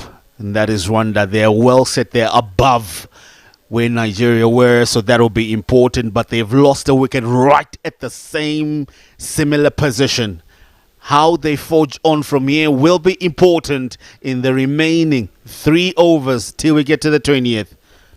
Will it dip? Will it fall? We're yet to find out. Very, very close to being identical there. The 2 worms losing wickets around the same period of time in the innings. Vincent Adewoye will be given the cherry to bowl his 3rd over. An important over, bowling the 18th. 21 needed from 18. Up and over. That's it straight. 1 bounce before the fielders. They are not able to keep it into play. And Peter Owl, the guilty party. And a go for 4. Pressure. That's what pressure does to you. Hit firmly down the ground. Lots of elevation, but not able to cross the boundary ropes directly. But have a look at that. A fumble between the 2. Comedy of errors. And much needed boundary for Team Rwanda there. Whichever way the runs keep coming here. Unfortunate that those 2 fielders didn't run into each other again. Not a repeat of what happened earlier. Play straight again. You'll hit the sweepers. Muhammad Bamuni will just keep it to 1. Isai Mugabo has been very, very impressive about his shot selections this afternoon. Picking the right spots, picking the right areas. Now 2 runs shy to his 50, but that won't matter as he would love to see his side over the line. Cut away. Ridwan tries to keep it to 1. The throw is off. Ranshaw diving effort to make sure that it doesn't go past him. Such a high octane game this is this afternoon. Cool weather, but nothing cool about this game itself. The heat is on. Both sides in a very tight tug of war. A good over for Rwanda. They have 6 already. 3 remaining deliveries to go. How many more can they get? Oh, it went for the catch. The Superman misses it totally. It runs away for 4. It's a good over. They get 10. It's now getting down to the wire. They say Mugabo going for a very entrepreneurial shot there. The catch would have been amazing, but not able to get there. Could have ended up in any other way. The attempt was there, goes through his hands, and he picks up the value of 4 right after it slips through. The entire crowd, the dugout, on their feet into the action.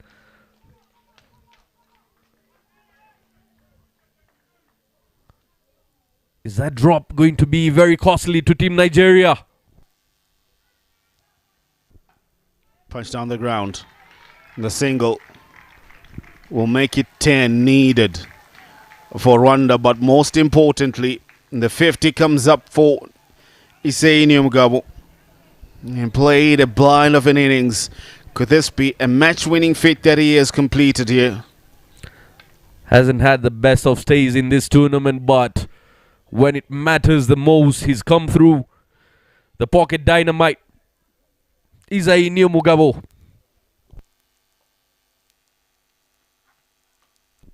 Top edge. Over the fielder. The chase is on. The fielder doesn't win.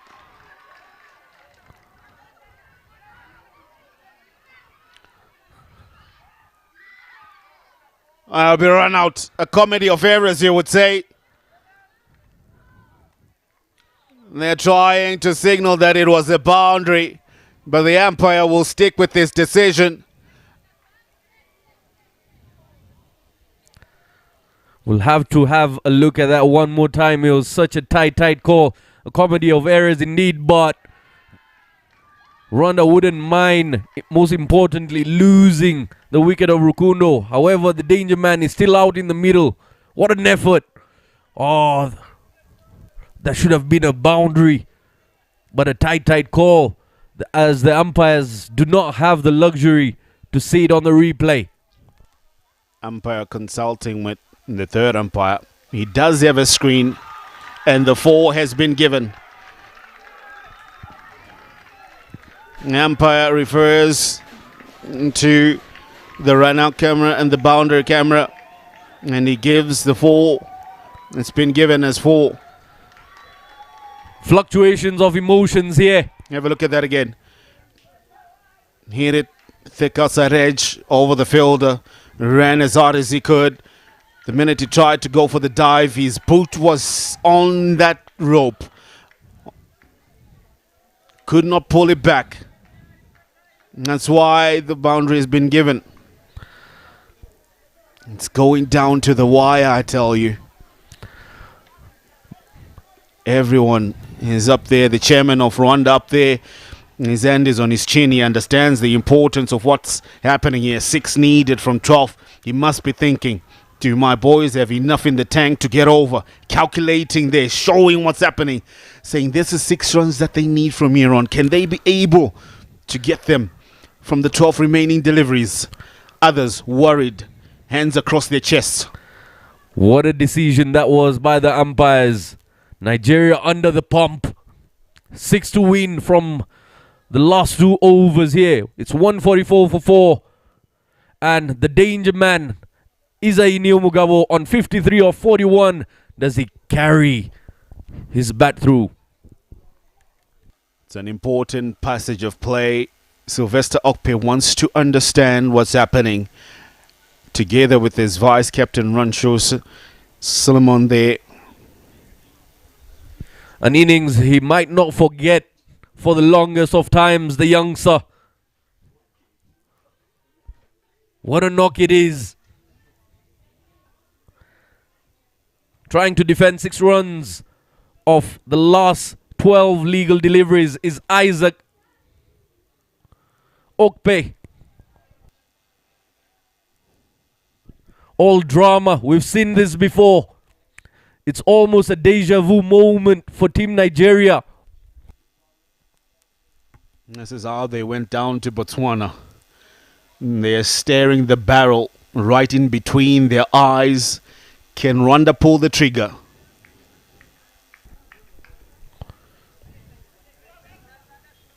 Barrel to the head indeed, as Isaac just setting up his field. Very valuable 6 runs here. Anything could have happened. So much drama through the turn of events of recent times. It all started from the maximums of Orkide Tuisenge and him losing his wicket in the same over.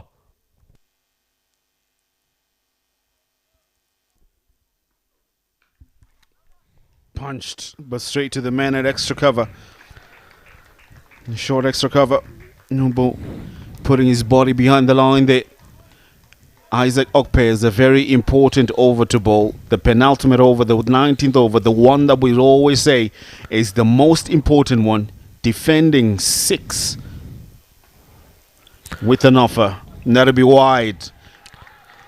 Too wide for the umpire's liking. 5 now needed. Still from 11.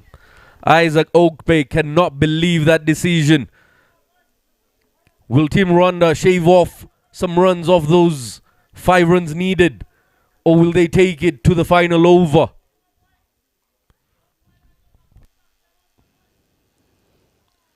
Near Mugabo, 53. Goes for another cut.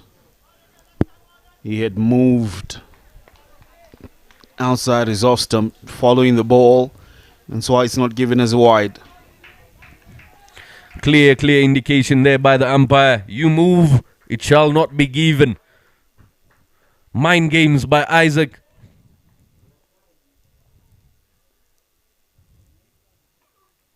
Slow delivery. Has been driven through extra cover. They're running hard. Coming back for a double. The throw is off. Allows them to complete the 2 with ease. It'll be 3 needed. The throw there being off by a floor. The keeper having a tough time getting to it. Lucky for him, he had some cover behind him.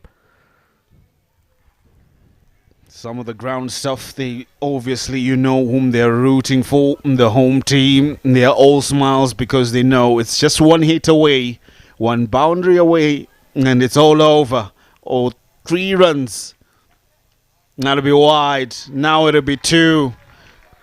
Making it very, very easy for the run inside is Isaac, as Isai Nyomugabo will say thank you very much for making my job easy.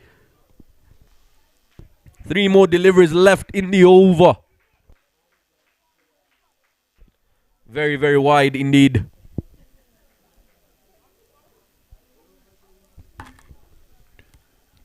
Two needed. Punches it down. Opportunity for a run out. Shake of the head by the umpire there. And he puts in the dive. Jean-Pierre Rukundo living by a string at the moment, living on the edges. He's sent back, makes it back in time, so it's a dot ball. Still 2 will be needed. That was close.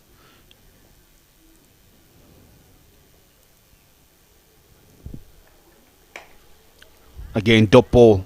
Good stuff. The pressure's still on.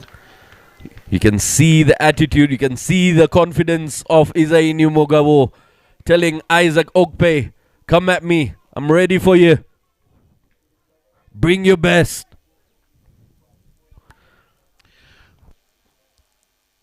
One more delivery to go in the over. Isaac Okpe would love to finish well and put this on the next bowler to try and defend 2 of 6.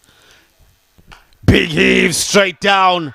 Everybody inside the circle. That'll be the hit that sends Rwanda into a frenzy. And they get over the line. They will beat a much bigger opponent. Nigeria ranked well above them. They will go down to Rwanda by 6 wickets. It'll be an important victory. Rwanda will celebrate it. And they will value this one as it keeps them alive in the tournament. Isai Nyomugabo goes down on his knees, thanks the heavens. A brilliant effort that he has shown out there.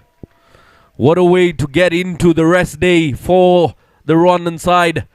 Celebrations, happiness all over Gahanga. As you can see, the fans going into a frenzy. Rwanda winning this by 6 wickets. And what a knock the pocket dynamite Isai Nyomugabo has played. Something he'll remember and call it very, very close to his heart. That's the final blow, smashing it down the ground. Clean as a whistle, straight as an arrow. There you see his friends all into it.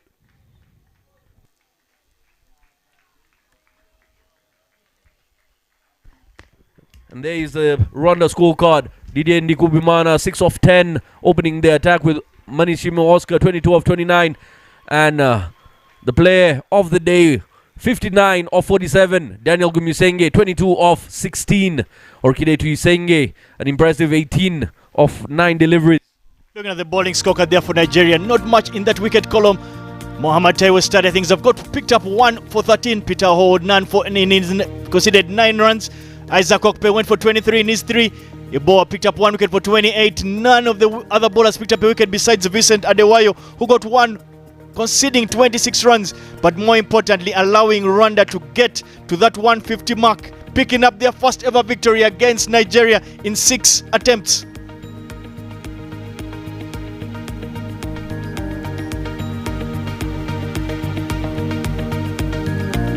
The highlights there in the inning, Oscar Manishiwe pierced that extra cover region. We did see that slide down the leg side, Faribo. And there was the big wicket of Didier. You know, first delivery, obviously, first maximum for Isaye. That was obviously a wide down the leg side, valuable extras for Rwanda. Oscar Manishiwe hit that one down the extra cover, but unfortunately for him this time round, he was caught napping and was run out. Very well collected there by Ridwan. Bottom edge there, very, very lucky for the young Isaye. Managed to get 4 runs there. Short delivery. This time he walked it down to deep square leg for 4 runs. The one over that was bowled by Isaac Danladi. It went for 11. They took a liking to him. Very well anticipated there from Isaye yet again. Went down track, down the wicket, muscled that over the long on boundary. A blinder of a knock from that young man, Daniel. He lost his wicket, unfortunately, to a brilliant catch from Isaac Danladi. Ochide came in and hit 2 big blows there, 2 maximums that went down the ground. Valuable runs from him, 18 of 10 balls. He lost his wicket, tried to go big, but there it was yet again. There was a collision, unfortunately, and there it was. Played a nice little pedal, went to hand, but wasn't able to keep that in. Another beautiful edge, you would say, through the kitchen sink. He'd run down there to the boundary. And there the winning moment. Isaye, the man, the perfect man to do the finishing touches, hit that down the ground to the delight of the Rwandan fans there in your frame. Do stay with us for the post-match presentation.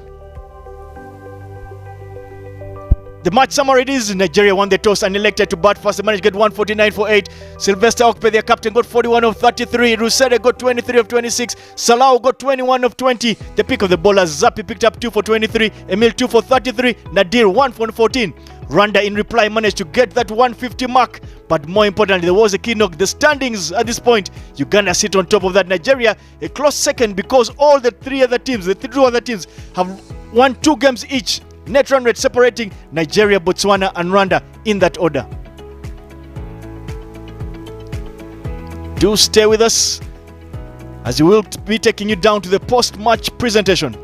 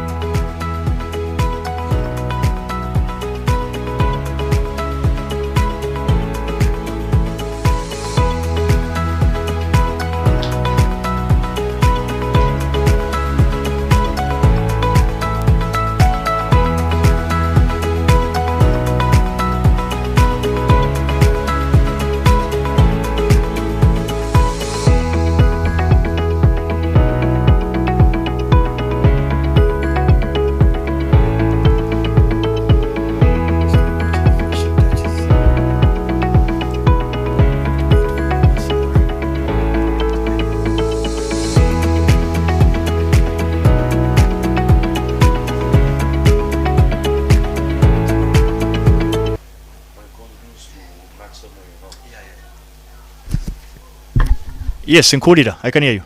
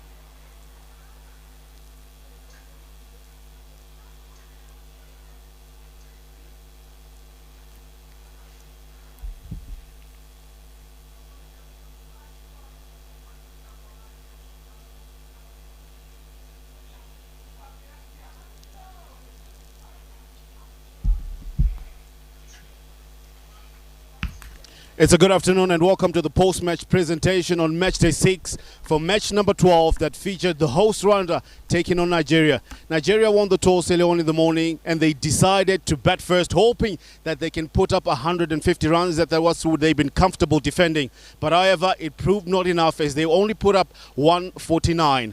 Let's get into the presentation. We'll ask Sylvester Okpe, the captain of Nigeria, to come through. Winning the toss, but unfortunately you're on the losing side today. Where do you feel it went wrong? No way. I just felt everything was against us, so that's it. Anything that you would draw as a positive, as it's now 4 losses on the trot? Obviously, there are lots of positives, but we look forward to the next one. The next round it is, but however, it becomes a little bit tighter towards the end. Your efforts with the bat as well, how do you feel? You put up a real good performance with the bat. Well, we lost the game, so it doesn't matter. We need to win the game for us to be happy. Yeah. Unfortunate. Good luck in your next one, Sylvester. Now let's have a chat with the winning captain, Didier of Rwanda. Didier, for the first time you're coming with a smile. How does it feel coming back with a win? I'm feeling good. Right. What do you believe made you get over the line today? A very good inning from Isai and Daniel. We had very good partnership, so that took us to the victory. Did you feel that you could chase down the 150? Yeah, sure. We still have Emil and Najil. Right. It's still not yet over. A few more games to go before the final, but this one brings you back. What will be the strategy going forward? We are looking forward to come strong in the next games, so to build more partnerships like today's partnerships. Congratulations. Good luck in the next one. Thank you.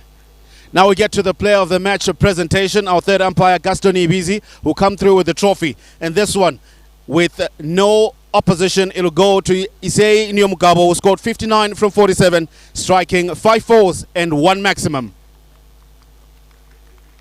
He'll be presented with the player of the match trophy.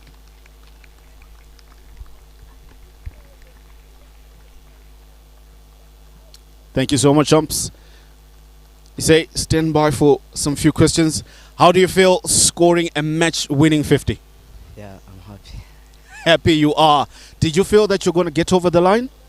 Yeah, I felt it before even I go in the middle because the chest there was not big, and the thing we discussed as our batting team, we discussed it before we coming to play this, because we know that if we don't win this, we're not gonna have the chance to go in the final. So we're supposed to win this, then we are still in to compete. Yeah. Congratulations and well done. Yeah, thank you. Fantastic performance by our player of the match. That's it from the post-match presentation. Tomorrow it's a rest day, then we're back the day after for another set of matches. Back to the commentary box.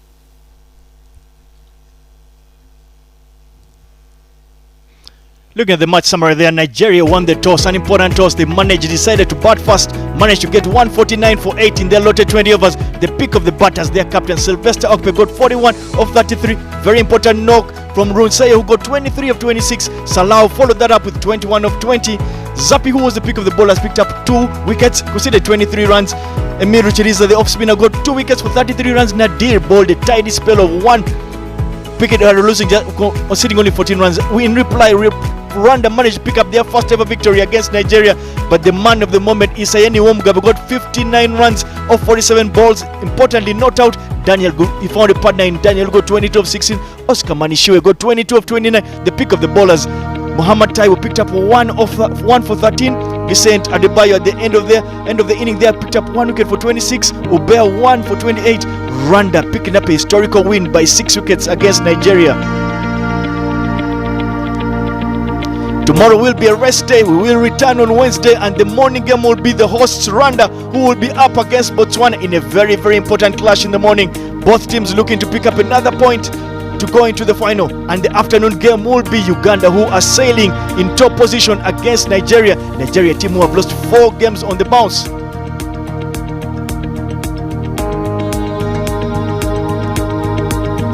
The winning moment. There's no better man to have been there on the wicket for Rwanda than the man himself. Isaye muscles that down the ground, and the celebrations came out thick and fast. Rwanda picking up their first ever victory against Nigeria in 6 attempts. The excitement from the crowds clearly says it all. Thank you very much. That is it from the broadcast team here at the Gahanga Cricket Stadium.